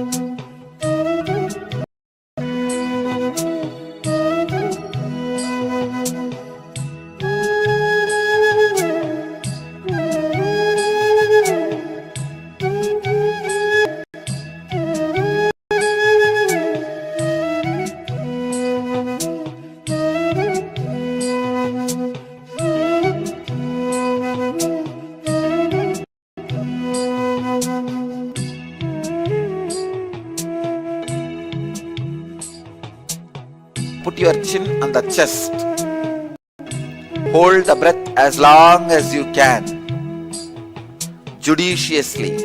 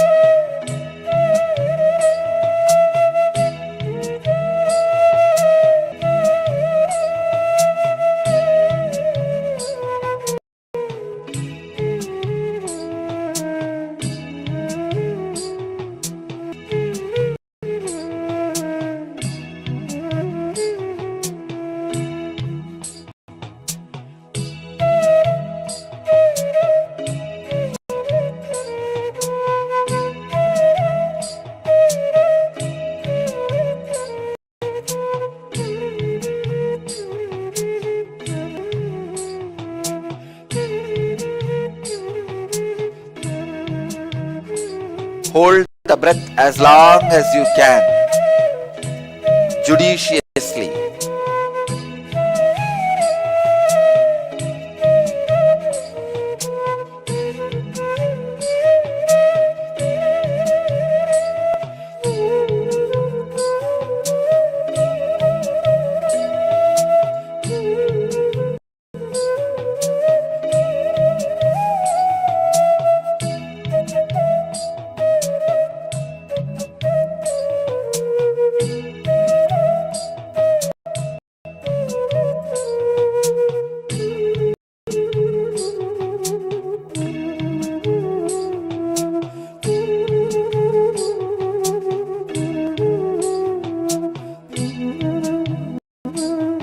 Do this 21 times.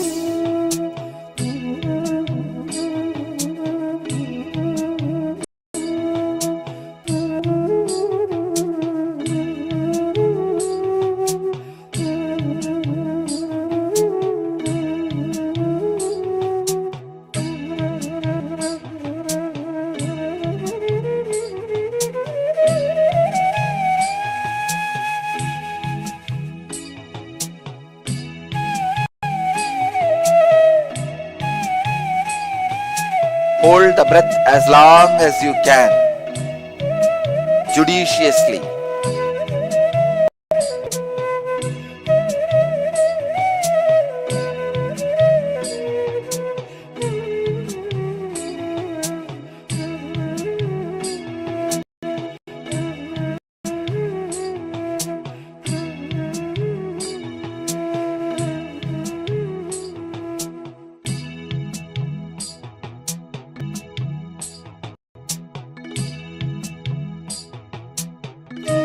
Do this 21 times.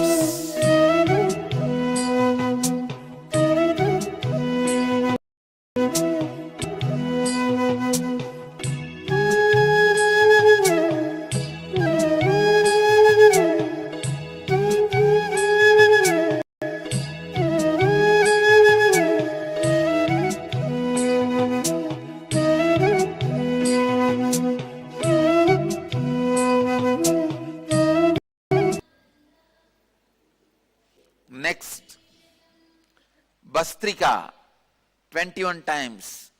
Bastrika, let me give the instruction.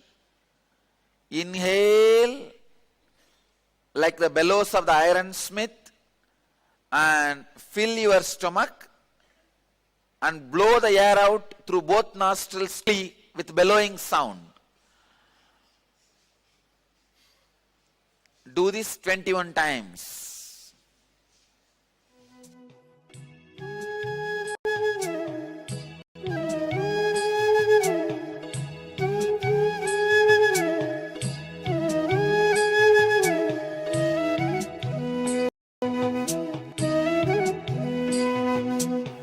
Inhale like the bellows of the ironsmith and fill your stomach and blow the air out through both nostrils quickly with bellowing sound.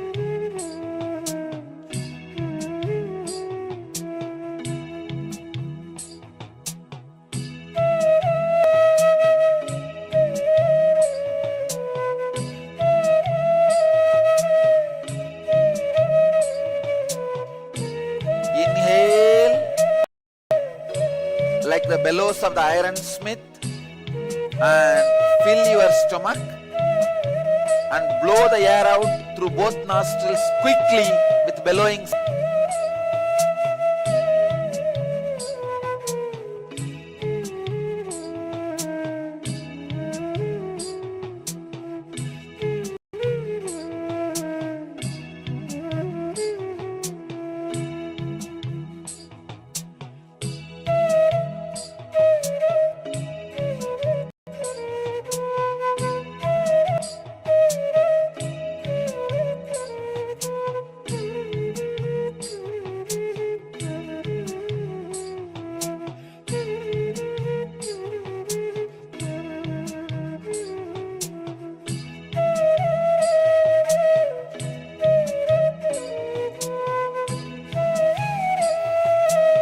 Do this 21 times.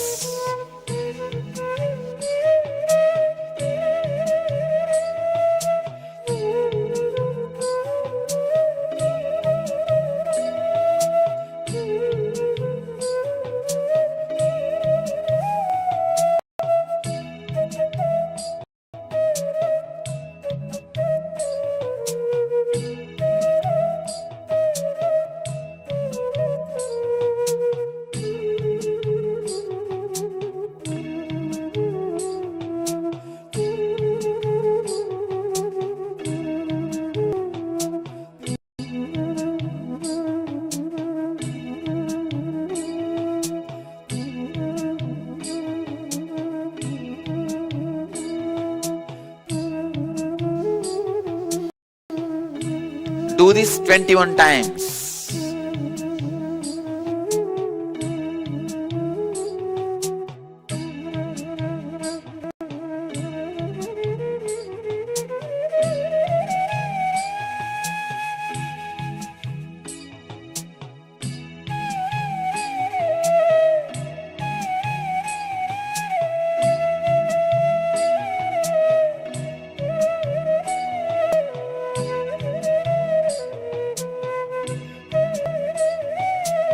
Inhale like the bellows of the ironsmith and fill your stomach and blow the air out through both nostrils quickly with bellowing sound.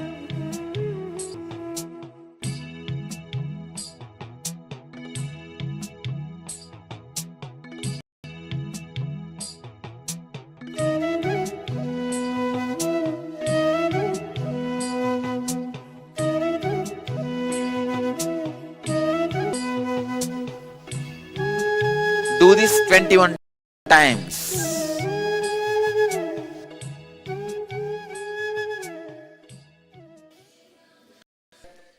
Shitkari pranayama. Shitkari means press the lower teeth and upper teeth and open the lips comfortably. Suck the air through the gaps in between the teeth. Be aware of the sound produced. After inhaling, close the mouth and exhale through the nose. Start. Do this 21 times.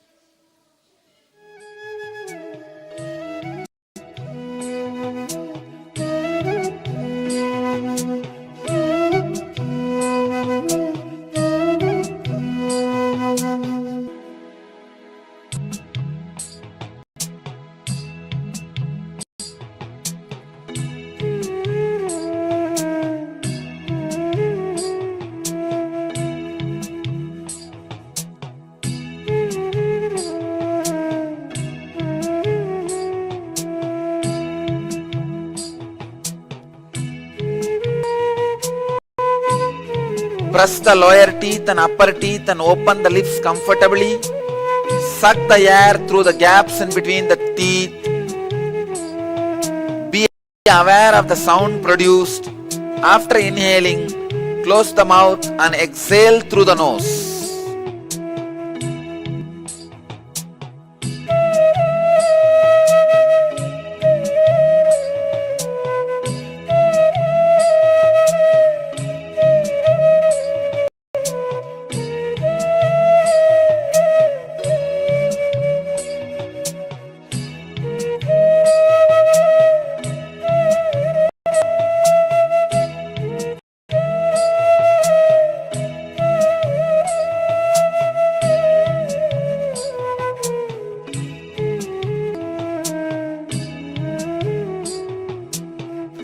Press the lower teeth and upper teeth and open the lips comfortably. Suck the air through the gaps in between the teeth. Be aware of the sound produced. After inhaling, close the mouth and exhale through the nose.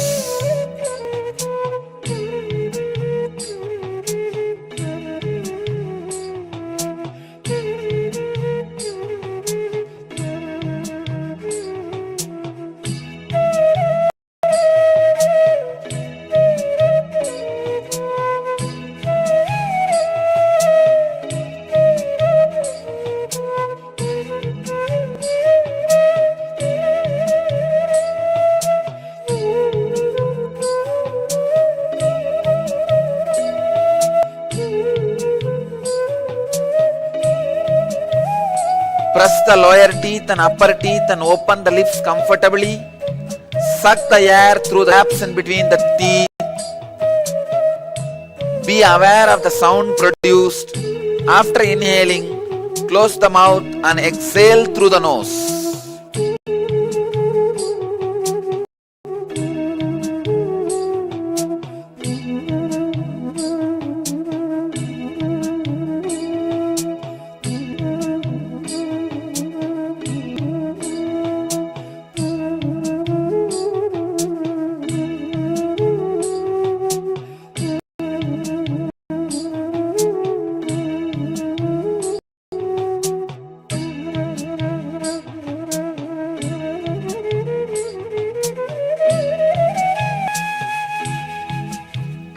Press the lower teeth and upper teeth and open the lips comfortably. Suck the air through the gaps in between the teeth. Be aware of the sound produced. After inhaling, close the mouth and exhale through the nose.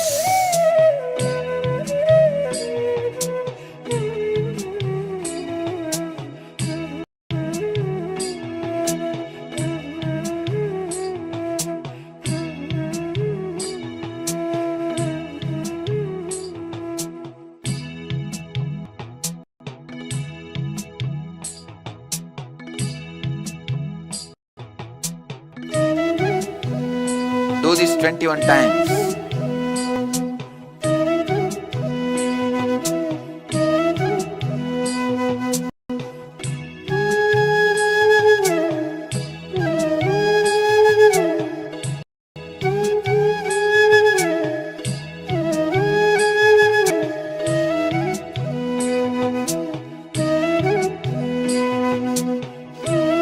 Do this 21 times.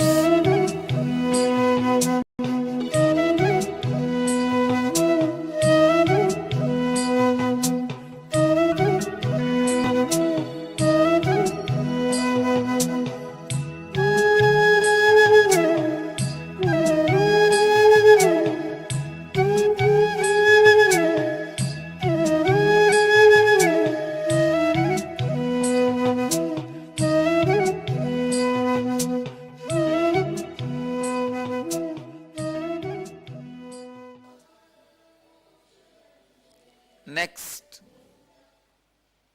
Shitali Pranayama.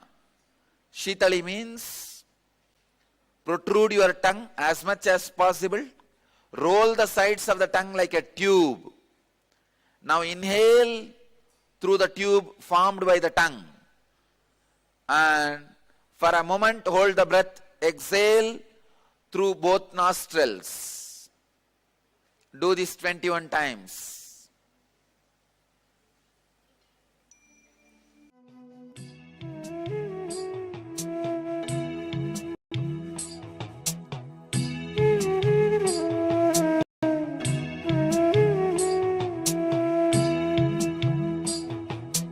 Protrude your tongue as much as possible. Roll the sides of the tongue like a tube.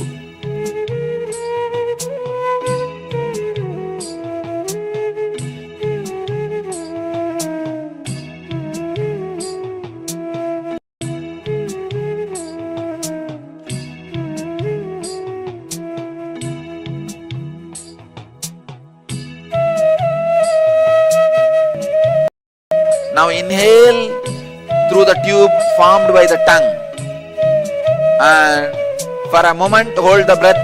Exhale through both nostrils. Do this 21 times.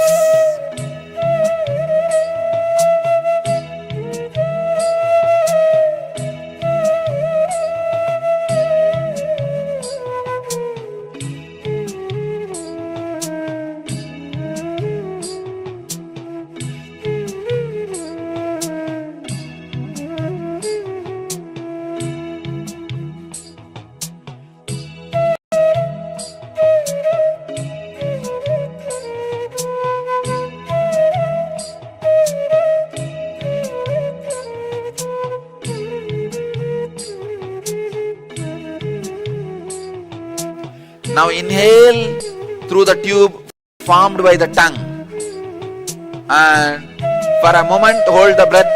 Exhale through both nostrils. Do this 21 times.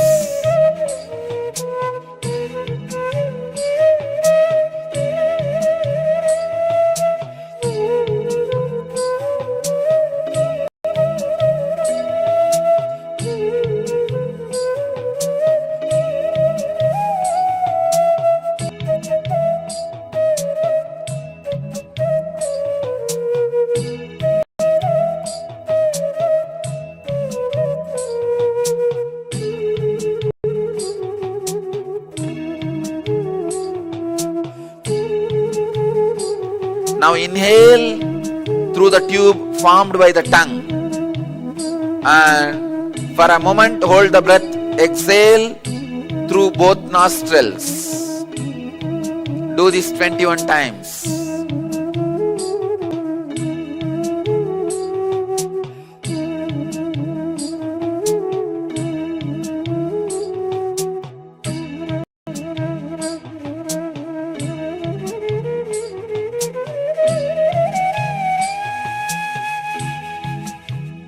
Protrude your tongue as much as possible.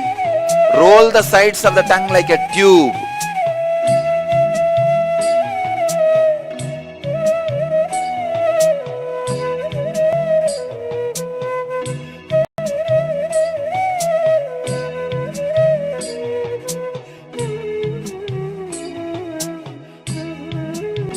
Now inhale through the tube formed by the tongue, and for a moment hold the breath. Exhale through both nostrils. Do this 21 times.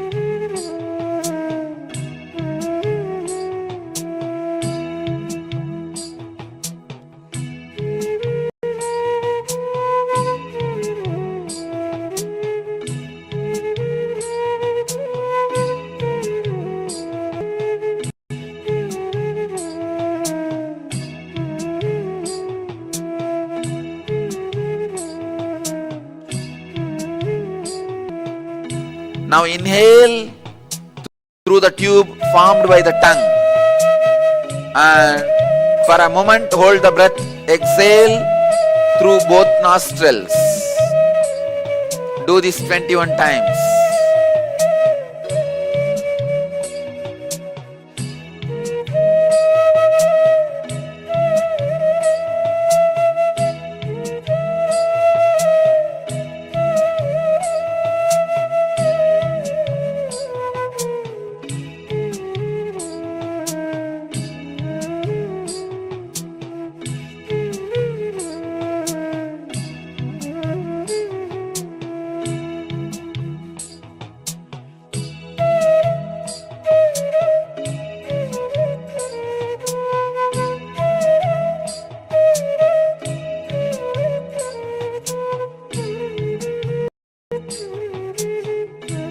Now inhale through the tube formed by the tongue.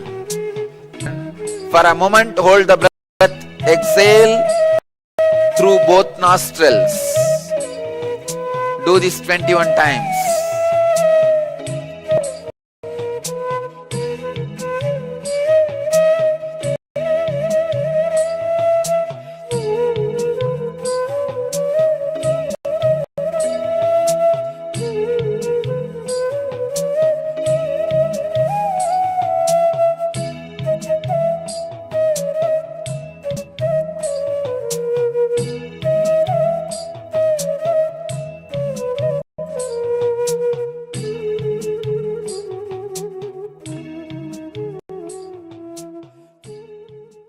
let you all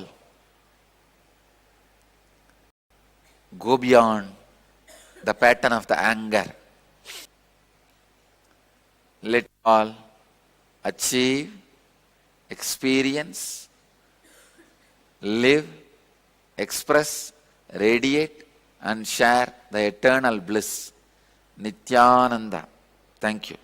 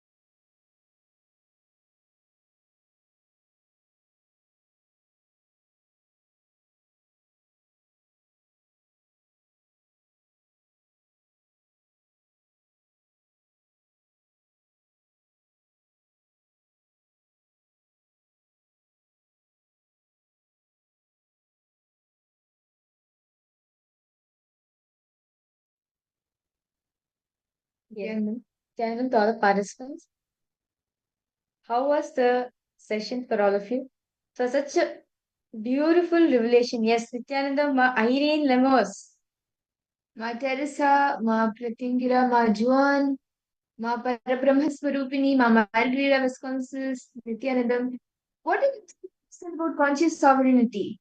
What is your understanding? What click did you get about what conscious sovereignty is and how you can experience that space of conscious sovereignty? How can you be established in conscious sovereignty? yes. I think all participants to share what is your understanding. It was very beautiful, detailed revelation Swamiji gave us, right? So I request all participants to post. Yes, Ma Jnana Swarupini Nithyanandam, Ma Bhovati Nithyanandam, Ma Fatima Dhastani, Ma Gracina Maria Nithyanandam. yes, Ma Gracina Nithyanandam, Ma. Nice to see you. Okay. Ma Andeshri, Ma Priyatma Swarupini, yes, Nithyanandam to you too, Ma. Okay. I can see Ma Gracina Maria waving Nithyanandam. Nithyanandam to each and every one of you. Okay.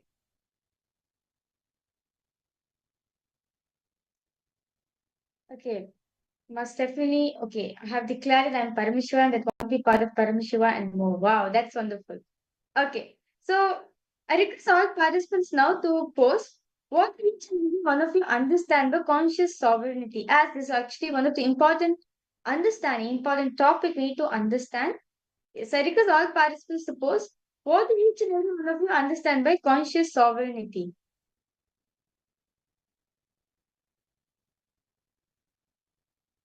Ma Irene Lemos, why don't you post in the chat? What is your understanding about conscious sovereignty? Ma Gracina Maria, Ma Tanja Devi Nithyanandam. Yes. And all participants it was actually a very powerful revelation Swamiji spoke. So I request all participants to post. What each and every one of you understand by this?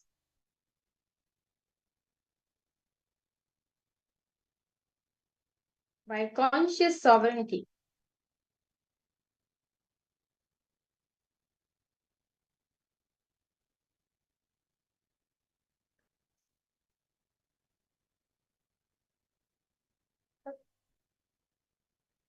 So, sovereignty means what? Realizing, cognizing that you are Paramashiva.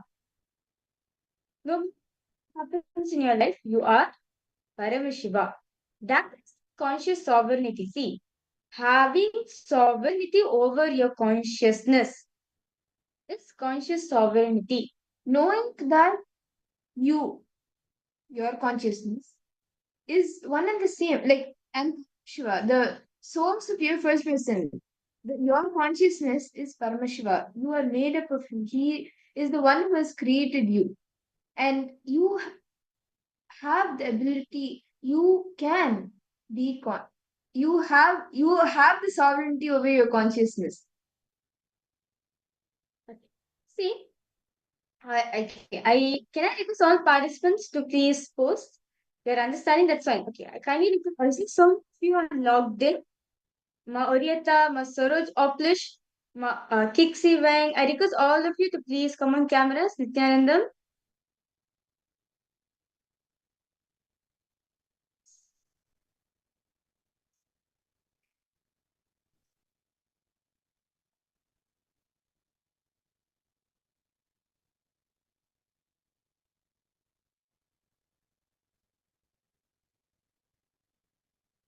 What understand for conscious sovereignty? See, actually, when you understand that you are Paramashiva, there is no difference. You are Paramashiva, you can manifest what you want, you can manifest the reality that you want.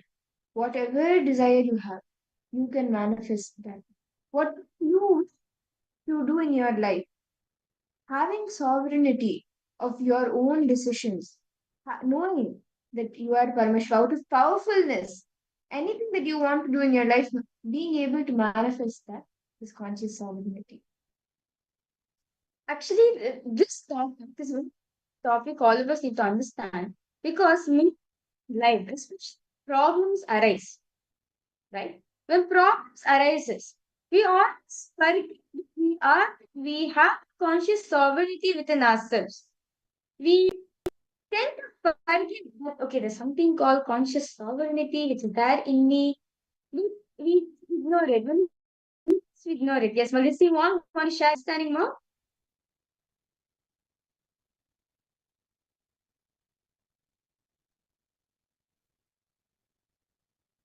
Mhm. Be self-conscious, be super-conscious is Yes. conscious sovereignty. Okay. Okay, that's wonderful. See, actually, many times, right? For example, now, and anytime when you may be listening to the satsangs or when you're unclutching, when you sit down to relax, you may take the decision, yes, I am, I have that conscious sovereignty. I have that consciousness. I am Paramashiva. You may tell yourself this and you may sit in that space for unclutching. But when the problem actually arises, when you face some crisis in your life, for example, you go to fired from your job, or you have an argument with your colleague or with some relative, you how feel, how do you react? At the time, I am Paramashiva, the person in front of me is also Paramashiva. Do you remember that? No, not many times we remember that. That's the problem actually. As Swamiji says, most of the time, is minding ourselves that we are Paramashiva, we always constantly remind us that the problem of life, that we are the problem. But understand, Swamiji says, you can actually change. You can actually manifest the way you want. Understanding, realizing, and whole consciousness in you is conscious sovereignty. And this conscious sovereignty. Okay. Conscious sovereignty means knowing, cognizing that you are consciousness and you are the most precious in the whole existence and you are beyond any pattern, prenatal and postnatal patterns. You understand, Swami? So two types of patterns we carry.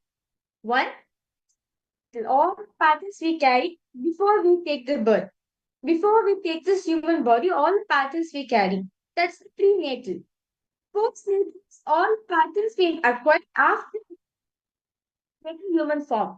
After human form, all patterns we develop is postnatal. So, goal, both types of pattern, goal, prenatal and postnatal pattern, and cherishing, keep on reminding yourself, cognizing that you are consciousness. It's conscious sovereignty. How are you understanding this? See, when you understand that your own potential, your own existence, you understand your existence is precious. That is conscious sovereignty. You understand that you are consciousness, right? Now, let's teach a few minutes to let's the definition that is decision to manifest that conscious sovereignty in us. See, as very beautiful in the past few days, right? Swamiji was talking about the dharma-centric, dharma-based thinking, dharma-based artha, dharma-based karma. So, we are going to manifest conscious sovereignty through dharma-based decision making. See, to manifest conscious sovereignty, all decision should be based on dharma. It should not be on social comfort or material comfort or cunning strategies. No, it should be dharma. What is that? Actually, most cunning strategy is based on the situation, but we never make decision based on what is right. Means don't want to know what is right because we go here and that's the way we get out of the situation. But understand, because you're not taking decision based on dharma, you're not taking decision based on dharma, that is why we are manifesting life like this. In decision will take based on right. How right it should be for you. So any decision should be made from you. So now, I request all participants. Now, we want to make decisions out of dharma. I request all participants to pose. How do you want to make decisions out of dharma?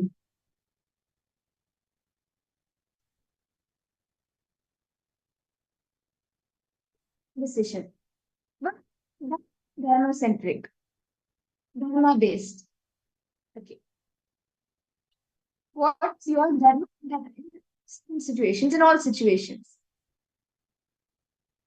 Okay, how many of you want to manifest? Magrazina, how about you, Ma? Ma Priyatva Rupini. Yes, Ma Vamadevi. Okay, Ma this one you have posted. There is no difference between the enlightened and the sentient being like Buddha. Okay. How many of you want to manifest life? How many of you want to experience the dharma centric life in you? I request all of you to post a yes in the chat.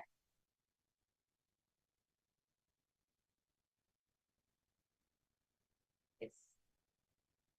Ma Sarla. Okay. Ma Grazina, you. Okay. Ma Priyatu Srupini. That's it.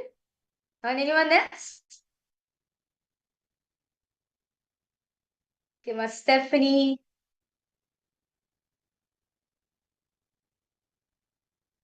Okay. So most okay, my listening one, you want to my Irene. Okay, many want to experience this. Now, for for make as a habit. See, Swami says, if you want to change the way, if you want to change the way you're making decisions in your life, you consciously build it. You consciously have to build it. Only build or make decisions out of dharma. Okay. Um. Okay. Participants, those who want to make decisions based on dharma, this is for you. And some of you done all decisions which you have taken in the last 24 hours. 24 hours. Right? All decisions which you have taken. For example, I want to remain powerful. I reacted in panic. All the decisions you want to take, because all participants can be a very important situation or can be even a small situation. That's fine. That does not matter. This truth is for everything. This is a practical truth Swami has given. And last 24 hours, all the decisions which you have taken so far. Okay, for example, I'm going to wake up in the morning, do yoga. I'm going to remain powerful throughout the whole day. I'm going to remind myself that I'm Paramashiva. What all the decisions you have taken so far and within the last 24 hours? I request all of you to please write it down.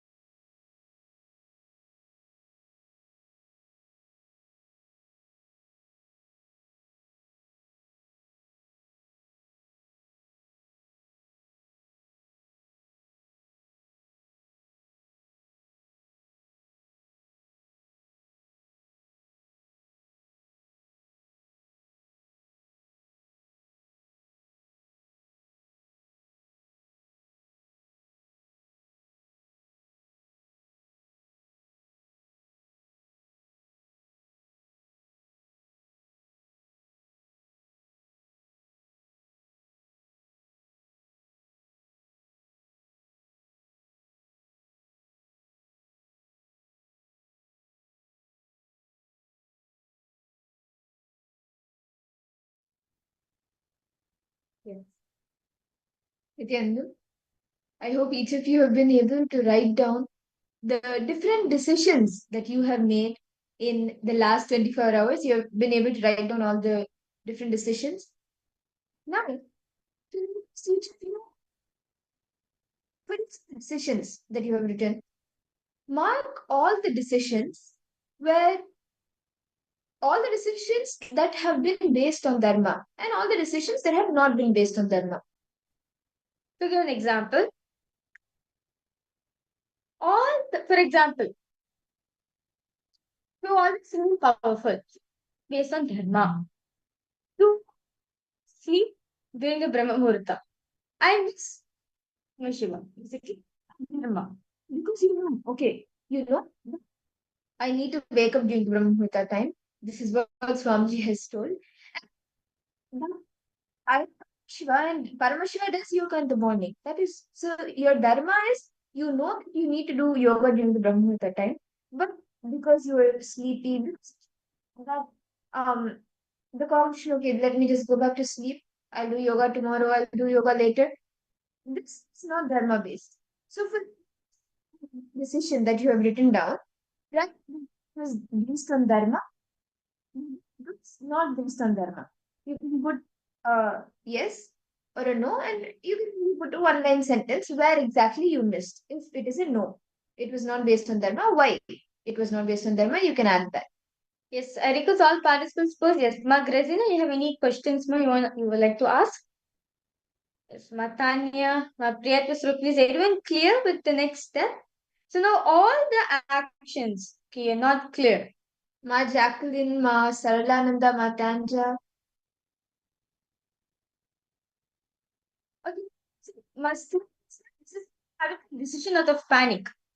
Sometimes we decide, okay, sometimes we take decisions out of panic. It's not necessary you have to take decisions from panic, ma'am.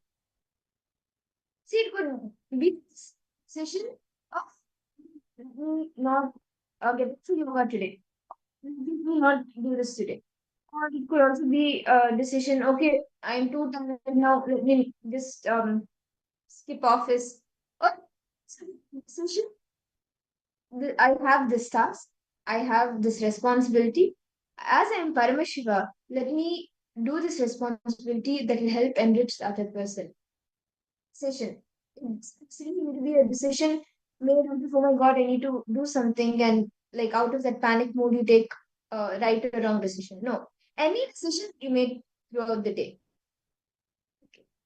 Ma Grazina, I request you to postpone your exact questions. What you having?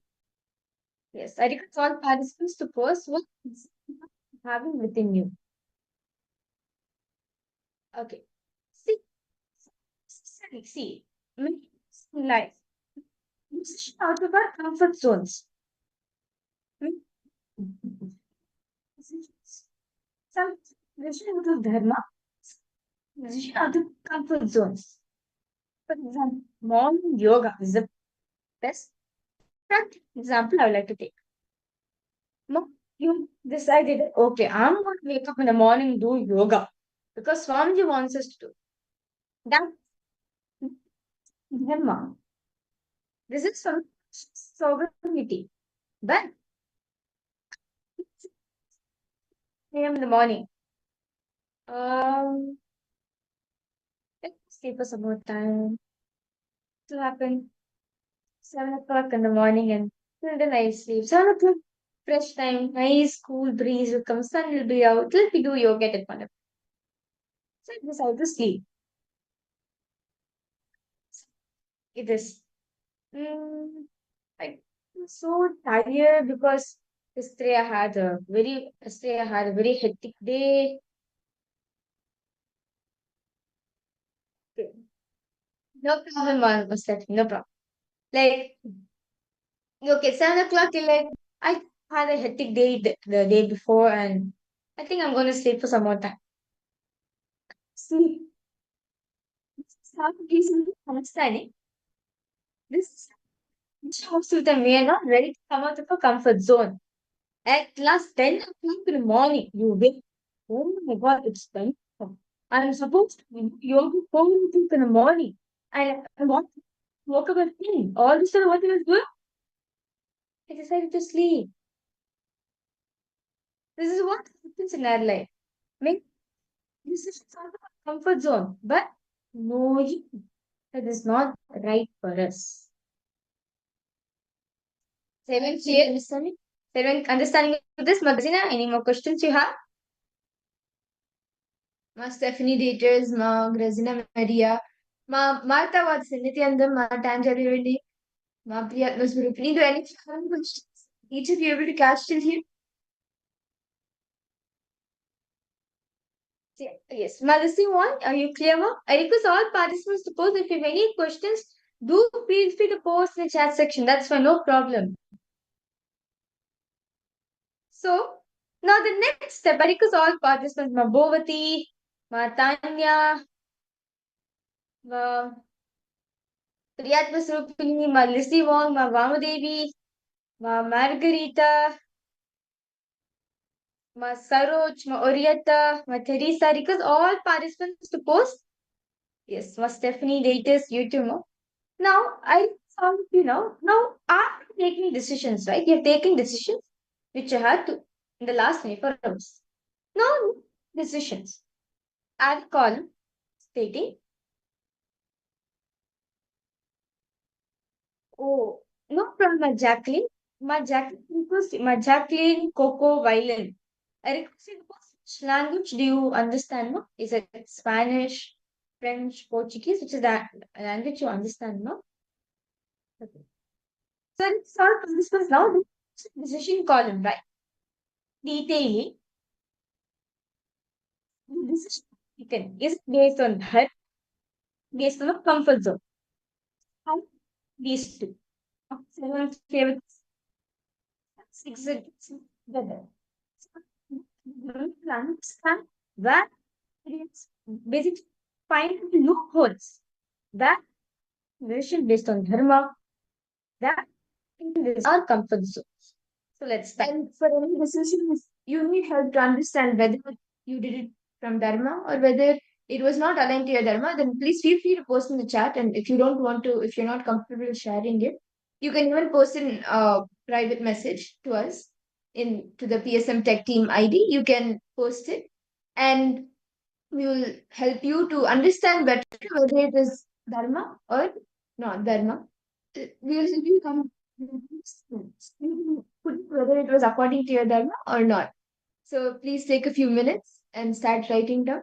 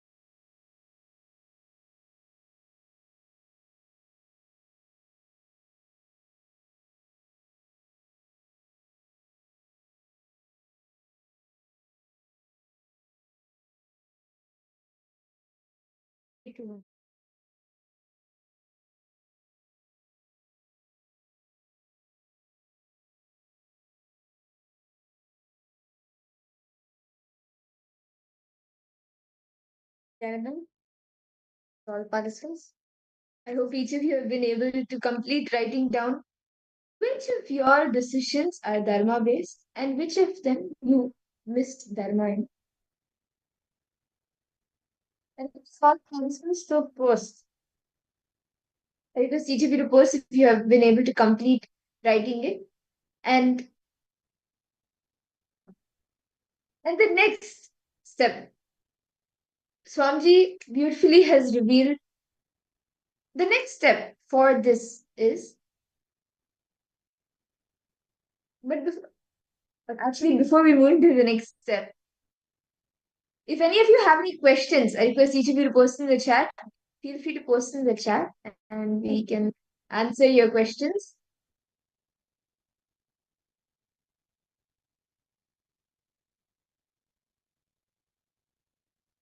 Okay, yes. Yes, Ma Stephanie. I request all participants. So, Ma Grazina, any questions you have so far, Ma? Neenal Kasheti, Nithyananda, Ma Sarlananda, Nithyananda. I see so many participants logged in, Nithyananda, each and every one of you.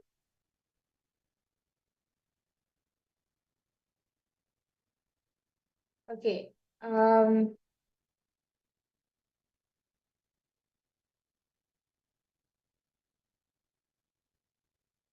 Okay. I keep postponing and choosing to make things nice with the people who are housing me for a moment, enriching them or Hinduism, yes, but not to present for Sangha except through a few supportive conversation, messaging, postponing pattern and choosing pleasant over right, continuing to rule. Okay. May I know okay, that's question what you're asking. Okay, see, I'm to can you post detailing what thing did you find out? What intro did you get? Meaning like what's the internalization you got from this?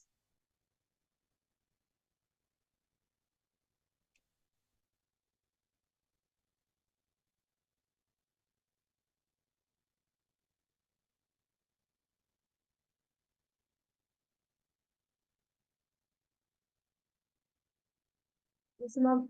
Okay, yes, Ma Teresa. No problem, ma'am, no problem. Okay. Okay, that's a very beautiful, powerful cognition you get, Ma Teresa. That's really nice to hear that. Okay. And Ma Purna, Ma Gokina Devi, Nithyanandam to all of you. Okay, I request all the participants to post any questions you have. Do feel free to post in the chat section. For each of you, yes, I see Ma Olysya, Nithyanandam.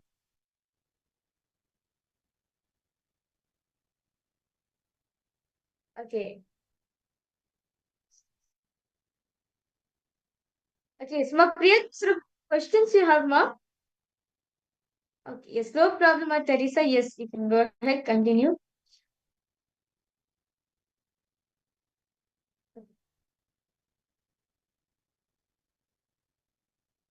Okay. Okay, so questions, okay, that's really nice. Okay, so understand one thing. Me, decisions, right?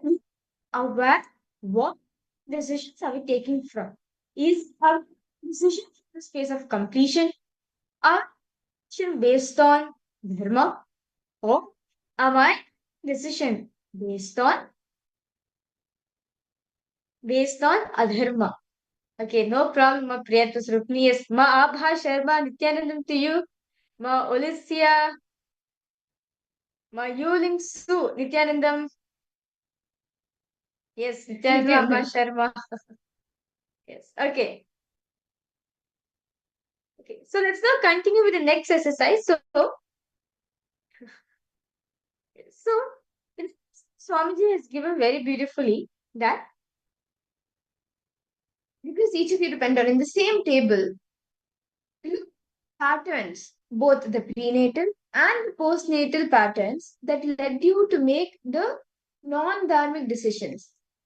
Completion to it. So now you have identified which decisions you made according to dharma and which decisions dharma. Where you did follow the dharma that you needed to. You have listed that down. What facts you were able to see repeating in all the places where you were non-dharmic, where you were adharmic to your own decisions. Can I request each of you to identify these patterns, the completions, decide to surrender those incompletions, those patterns. See, when it's going wrong, some says the source of it as just aware of the source of it. That's completion to you. See, certain things in life, you will come complete. But because of completion every single time, what sort of says these kind of payments or when? But these completions or when these incidents, aware, you decision, you will become aware, no, now my pattern is coming to me. My pattern, what I usually suffer uh, when my pattern takes over me, that is happening. I should not let it happen, and you will be able to break free from that pattern. But because you will remember, okay, now this pattern is coming up, and it is that pattern is making me take the decision. The past incident where this pattern started forming in me, that is coming up. Let me not cherish it. Let me drop it, and you will be able to make a dharmic decision, not a adharmic decision. So please take a few minutes now to identify what is the pattern helps when you do non-dharmic decisions and bring completion to it. Become aware of it. It's actually a very beautiful process. I request all participants sincerely sit down. Since participating in each of these exercises, you are going to experience completion in you. You're going to experience completion in your life.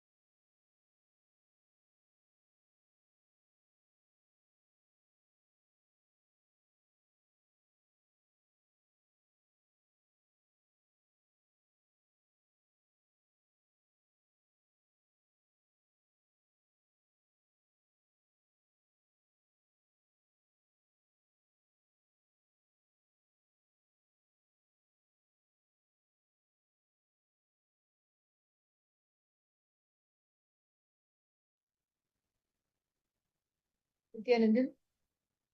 I hope each of you have been able to identify the patterns and write down what exactly is that pattern repeating in all the places where you took non-dharmic decisions. And any questions any of you have, I request each of you to post. Yes, Ma Gokila Nithyananda Ma. Yes, Ma Gokila Devi Nithyananda. I'm fine, Ma. Thank you so much for that. Yes. Okay. Yes. Okay. I request all participants, any questions, any doubts all of you are having? Ma Adieta, Ma Saroj, Oplish, Ma Irene, Ma Priyat Surupri, Ma Grazina. Any questions you have, Ma?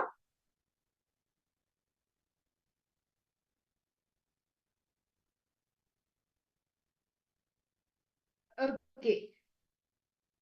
See, now, actually, with that, we just did this powerful internalization exercise where we saw all the different decisions that we made in the last 24 hours, which ones are dharmic, which ones are non-dharmic. Okay. Yes, we see a question from Malisi Wong. Okay, Ma Lissy have asked a very beautiful question. How do we know which one is prenatal and which one is postnatal pattern? That's a very good question, Ma. Okay. Ma Lissy, I request you to if you can give me one example so they can understand this better. Any one example which you're comfortable with.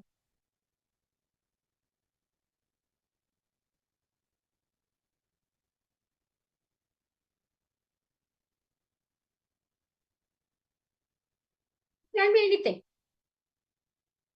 I request you to give me one example, Ma Lissy, so we can understand it better.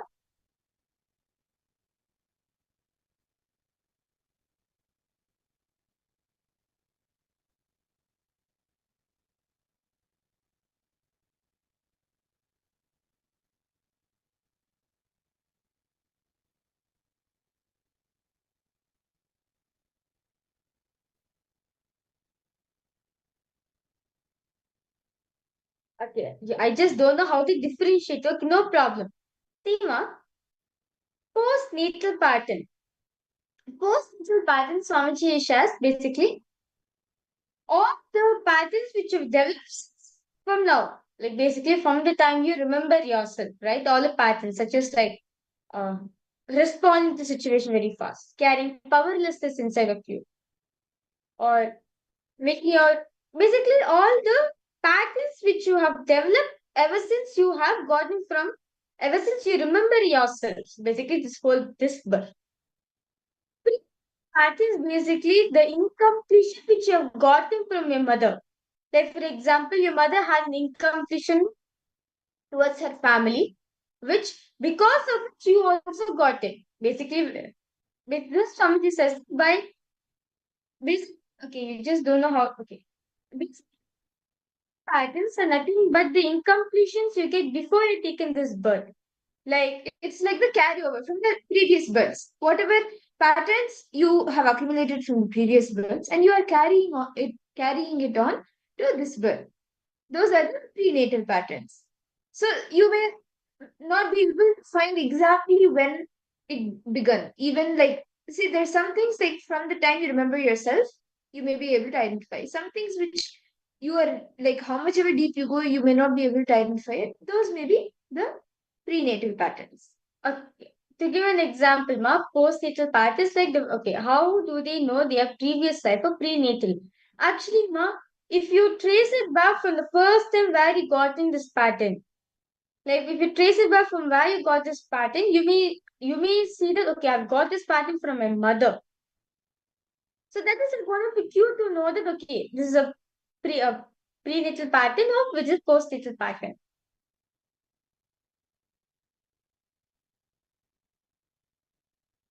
Okay, ma Priya Supni have asked. Actually, ma, I was in routine in waking up early and do yoga, but there was a big change in my routine once they have to shift my place and stay with a friend for 4 days. After I was back, I could not stick back to my routine, ma. I wonder what really would be stopping me. Now, one lazy pattern and even awake Brahma Muhurta, I will sleep out of the bed. Okay. Okay. So So now this, okay, my prayer was repeated. It's very nice. So now this is your adharmic situation. This is one of the adharmic thing which you have taken in your life. Now we will go back to twins. It's prenatal. Okay. And my prayer was repeated in your life. That felt like, let me see, like when I'm seeing it, Swamiji showed me very clearly it's a postnatal pattern. Swamiji showed me it's a postnatal pattern for you. Like, especially during your childhood time, Swamiji showed me that it's during the holidays time, you'll be like, let me go take a nest. Anyway, school is not there. So you'll be like, let me take a rest for some more extra time. Are you able to Priyata Surupini? Even though, for example, even though you're going for a function, right? Even though you're going for a function with your family or your friends or like some celebration also, you'll be like one of the last person to come. Well, yeah, this would be actually if you, yes, you're able to relate. See, actually, Ma, if you look in, why exactly after these 4 days you are not able to again come back to your routine? Unconsciously, your mind puts you in that vicious cycle or like in that understanding that yes, I'm enjoying this sleep. This is much better than getting up at 4 o'clock in the morning and like washing my face and from a nice sleepy like in a rest in a thing that I can just rest and be from that literally pushing my body up and waking up and doing yoga. That's too much work. It's better to just stay lying down. Your mind unconsciously puts you in that and you start cherishing it. That is why sometimes it becomes a little bit hard to come back to the routine. So you need to be ferocious with yourself. Here it's academic because you know that you should get up for yoga. You know that this is the best for your body. Swamiji has told this. But you cherish that laziness, you cherish that feeling of being on the bed without getting up. And because of that, you encourage that pattern in you. The best way is to ferociously decide, make a decision. I'm not going to encourage this non-dharmic decision. Get up. 3 days, ma, 3 days. You just push yourself for some time and get up. You will come back to the routine and the pattern will break. Okay, Malisi have asked. If I get angry or impatient, my dad is like that. Is that prenatal or postnatal? I would say, ma, it will be your prenatal pattern because you like. I just want to ask you, Mama, Lissy Wong, from childhood, are you carrying some anger related to your father? From a childhood, I'm saying, like from a childhood, I'm asking, like when you were small, are you a type of person when you are born, right? When you are born, were you more like mother oriented? Basically like mother's baby. You like to be with your mother a lot, right? Do you like to be with your mother one than your father, or or when you go to your father, you just cry a lot. You just got so angry, you beat him up, And you don't know why. father is absent. Okay, no problem. I completely understand that. But many times you felt anger in you, right? So basically, even small also, you don't reach your father. Even even though when you were small, even though when he was present at a point of time, but going to him. Am I right, ma'am? This anger, this anger guy, my list, this anger is from neutral. Born, you're born with anger. That is how, even if you trace it back, it's child, you'll feel anger. Even a child will feel anger with the father. So that is But why? with him. Fact. No, the best thing is you can complete with it. Even now, you can complete with it. Even if it is prenatal, you can complete with it. Right. So, Malisi, I hope now you are able to hear better and hear clearer.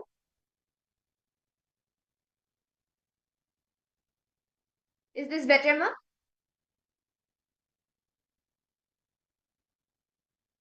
Lissy, is this better for you? Nithyananda, to all the participants, if you're able to hear us, okay, yes, thank you so much.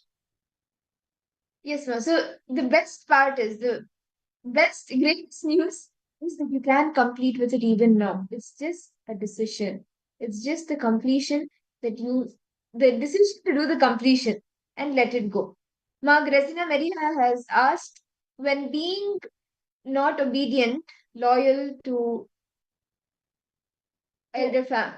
So, elder Elder family family members, members. example, parents, grandparents, are adharmic when it's not. Well, no, Magrazina, it depends on the context from it depends on the situation. See, of course, see, no matter what happens in here, you have to be obedient to them. You have to be loyal to them. You have the respect has to be there. What is that? Cause it's fine. See, for some people, no, some people will not be obedient to their father, to their parents. Be with Swamiji. Swam's higher reality is not dharmic. As long as you are complete inside. See, even if you are disobedient with your parents, your grandparents, or you're obedient to them, if you are disobedient, but you are not complete inside, it is alarming. But if you are complete inside, you know why you are doing what you are doing, then dharma. Of course, and so, depending on the situation, you need to see if it is dharma or not dharma. Yeah. But you are feeling somewhere within you, you are not being yourself. You are not feeling that fulfillment and completion in the relationship with them. It is adharmic. But you feel, yes, this is my dharma. This is what I'm supposed to do. Then it is dharmic. It depends on the situation, on the context with which you are doing what you are doing. That makes the decision dharmic or adharmic. Magrazina, I request you to post. Any further questions you have, do feel free to post. See, uh, Siva, okay. An example of which pattern are you referring to? Incident. So we can understand this deeper. Incident, ma? Kimalisi, of course, it is interesting to mention I have anger towards him. Yes, I feel resentful that he is not around at home for my mother and us. Okay. Actually, Malisi, this is actually your prenatal pattern because even when you were small, you do not know why you are anger. What you do not know why you are angry with him. So this anger chicken is actually from a prenatal pattern. Okay, that's great. And Malisi, today is the best day you can actually have completion with your father, and you can like anything, any completion with your elders, with your ancestors, elders, you can have it today. Today is actually Mahapari Nirvana Day, the day Swamiji's father, Arunachalamaya, he attained Samadhi and he was initiated into sannyas and he attained Samadhi. Today we will be having the Maheshwara Puja actually for Swamiji's father and everyone. You can all offer the Maheshwara Puja and experience completion with your ancestors, with your um, parents, grandparents, your ancestors. And Malasi, if offering Maheshwara Puja today will actually give you completion with your father. The anger that you are carrying, you will have a breakthrough from it, you will be able to complete. Today's Mahakari Nirvana Day. Today night, we have the Maheshwara Puja happening. So if you're interested, you can inform us in the chat. We'll send you the link and you can offer the Maheshwara Puja. Yes, Malisi, a completion became a seva to Swamiji. Yes, Yes, sure, we'll send you the Malisi. link. Yes, that's very nice, Malisi. Actually request you, ma, offer the Maheshwara Puja. You will see Swamiji will complete you, ma. That and to carry from when you're small, right? That the pattern which you're having will be completely complete, ma. So that's a really great opportunity you're taking. Okay, ma. Priyatma Swipni have asked, what prenatal postnatal means? Okay, postnatal birth. All patterns which have taken from this birth, all patterns which have acquired from previous births which have taken. For example, when you are born, Like in the case of Malasi, I'm just taking as an example, okay? Like for Malasi, she angry to her father from a very young age. It's not from where anger is coming from. It's root for it. Just find anger. This shows that this is from a pre-nature pattern. This is from a pre-nature. This is from a before birth. Because okay, actually, this because when you are in your womb, right, before you take a birth, who knows? You have went through so much.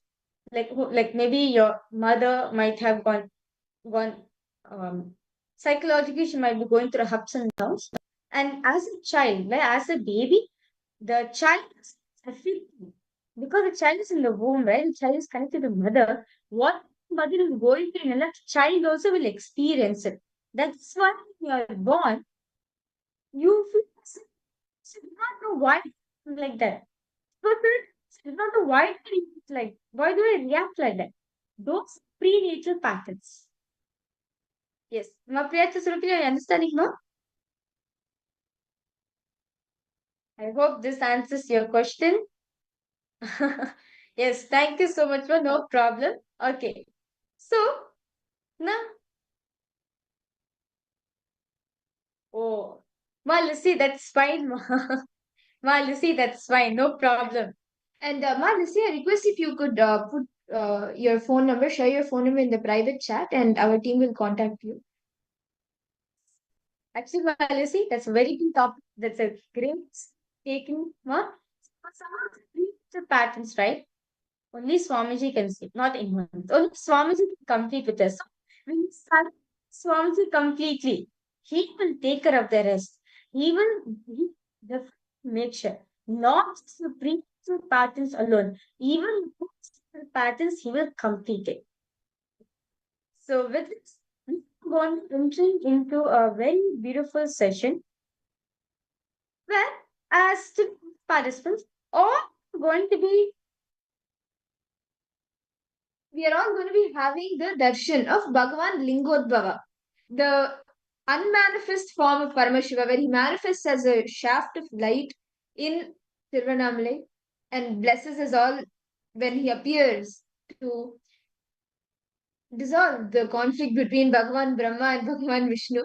So let us now enter into the session where we hear these beautiful revelations directly from Swamiji on who is Bhagavan Lingodbhava. Yes, as today we are going to be receiving his darshan, it is important to know how he manifested. As Swamiji says, Glimpses of Paramashiva has a thing that cognition all of us need to understand. As in life, only back to Puranic stories, we will understand where we are wrong and know what's the greatest way to receive that blessings in our life. Actually, we are going to be receiving the darshan of Bhagwan in Godbhava. Bhagava, he senses the aspect of Paramashiva manifesting into a form, but each form is limitless. Understand when Paramashiva takes the form of Godbhava, he teaches like literally it's no end. It's not ends at all. And the only one surrender. Understand? Brahma Vishnu goes and finds the either ends of Paramashiva. By the end of the day, they will realize that Paramashiva is infinite. Nothing can stop it. That is the same experience. Understand? Lingodbhava gave conscious sovereignty to Parandhama and Brahma. Same way, today as Lingodbhava, he is going to be awakening. He is going to give us the conscious sovereignty in us. So, without further delay, let's look at the beautiful truths from Swamiji on how Bhagwan Lingodbhava manifested on this multiverse. How Paramashiva played this Leela as Bhagwan Lingodbhava.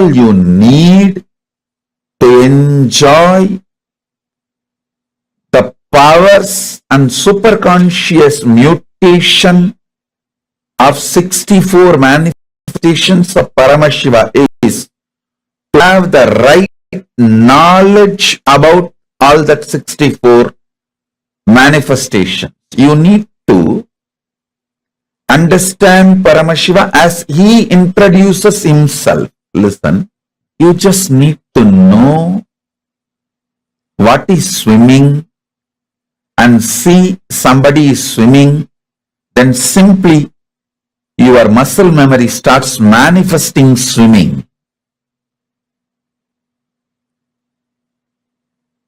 Same way, you just need to know about the superconscious mutations of Paramashiva and see someone manifesting it.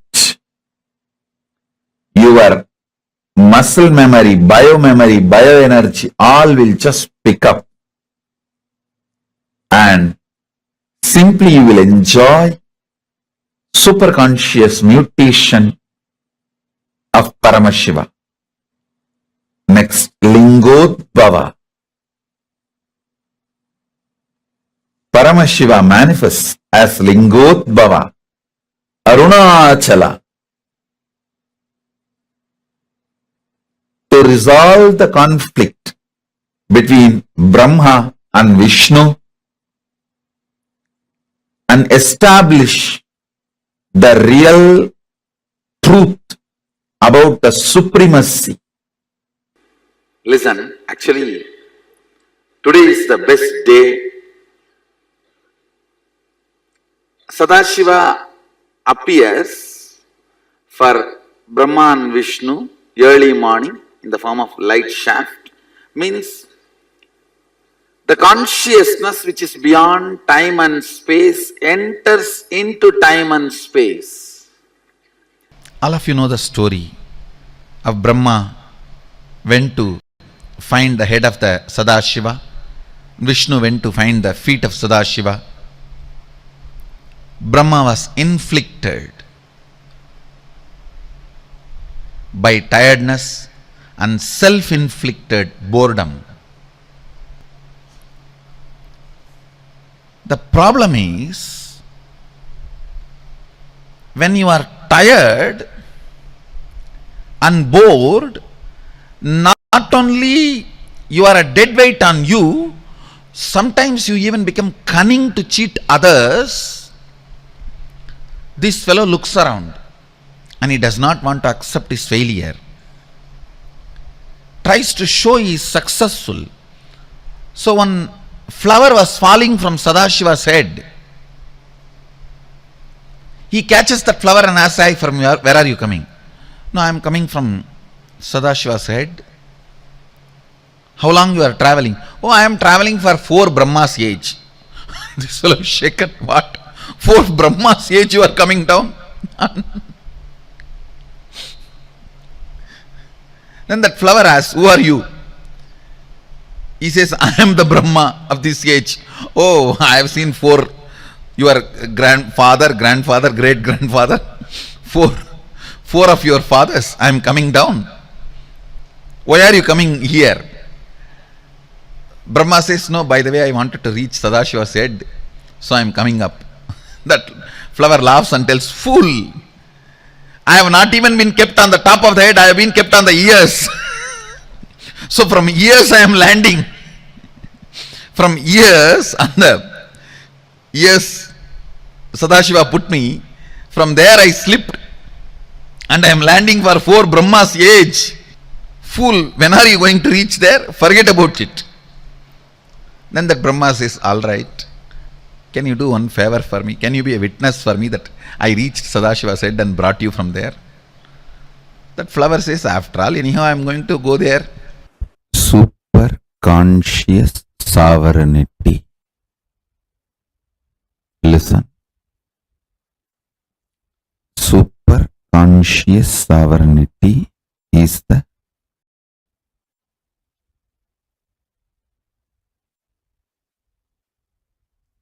principle, superconscious DNA of Paramashiva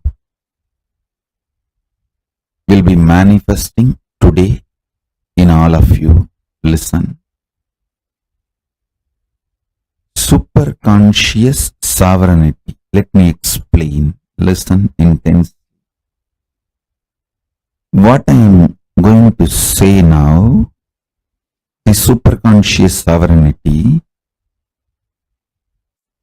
you don't need to practice. I'm just going to put this like a golden light ball inside you. It will just start manifesting. Listen to this.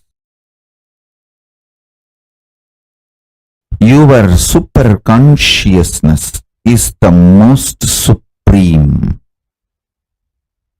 and your superconsciousness makes all the patterns, the self-doubt, hatred, denials, or anything restrictive in you, makes all of that irrelevant. Your superconscious sovereignty does not fight with your problems. It just makes your problems irrelevant.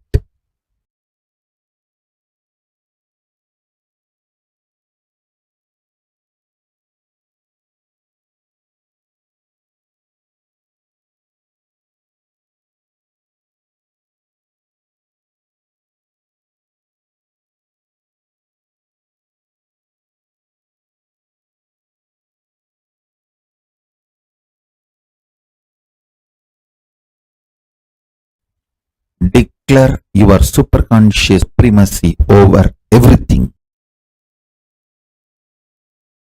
Not just what you think as problem, even what you think as your plus points, your strengths. Declare your superconscious supremacy.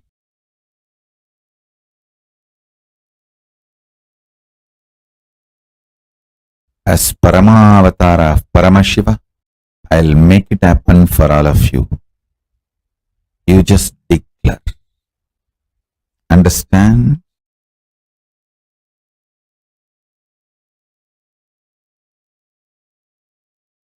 When you are declaring, because I am asking you to declare, you are just doing Paramashiva's will. You will simply manifest it. I ask you to declare your superconscious sovereignty, your superconscious supremacy over everything.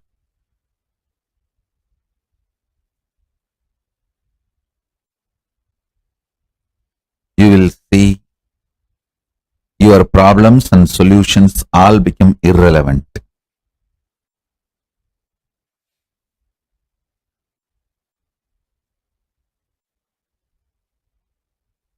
Understand? Tons of things which you did not even know, but sitting inside you like a parasite will just leave you. They will all be just burnt.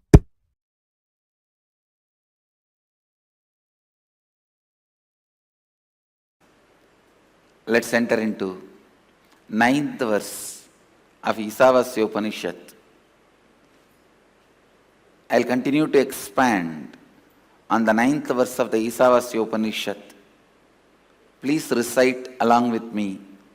Antam tamaha pravishantiye avidyamupasade tato bhuya ivate tamaha yavu vidyayamrataha.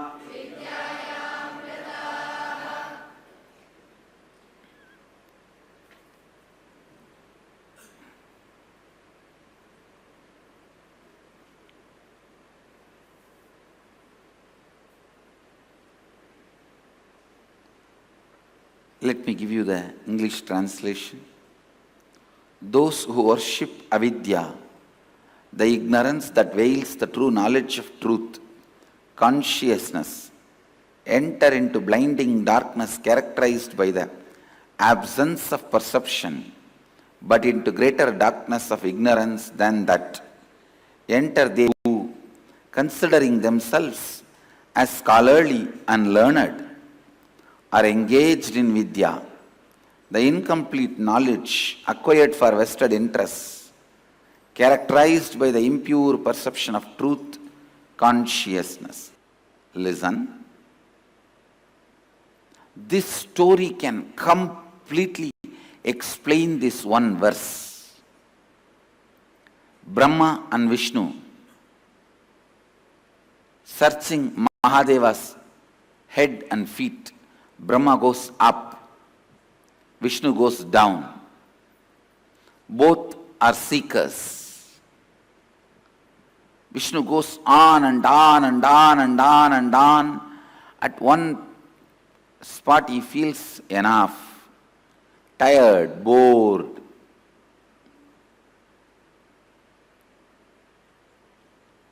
At least tiredness and boredom will not become cunning. He comes back and says, no, I am not able to do, forget about it. He develops a don't care attitude towards ignorance. It's okay, what can be done? I am tired and bored, leave it. But Brahma not only is not able to find the truth, he tries to become cunning with that knowledge but not having experience. He becomes cunning. That is the most dangerous. That's the most dangerous. He becomes cunning.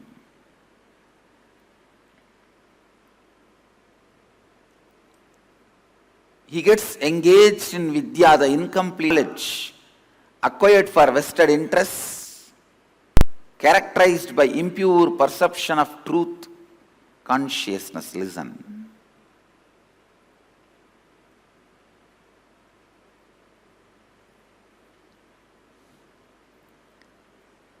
When Brahma becomes cunning, not only he doesn't accept, he tries to lie, saying, I found, and he develops a false evidence, that is false rituals,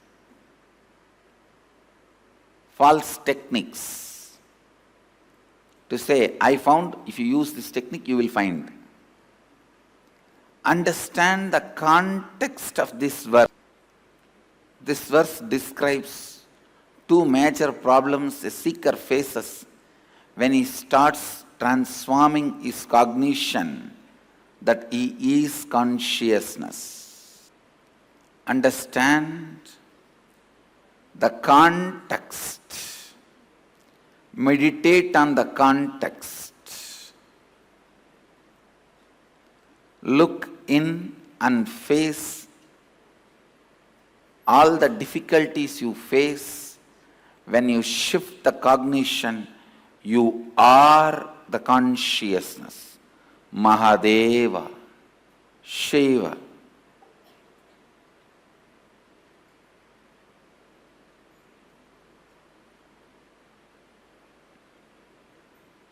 Look into the context.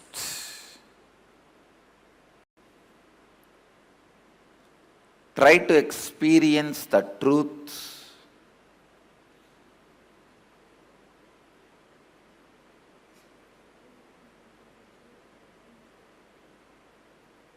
Again and again and again, if you search for the context, if you reach the context,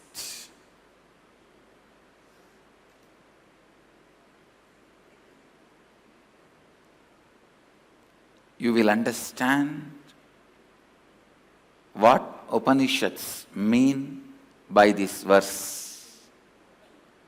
Antam tama pravishantiye avidyam upasate tato bhuya ivateta తమ యావు విద్యాయాం రతాః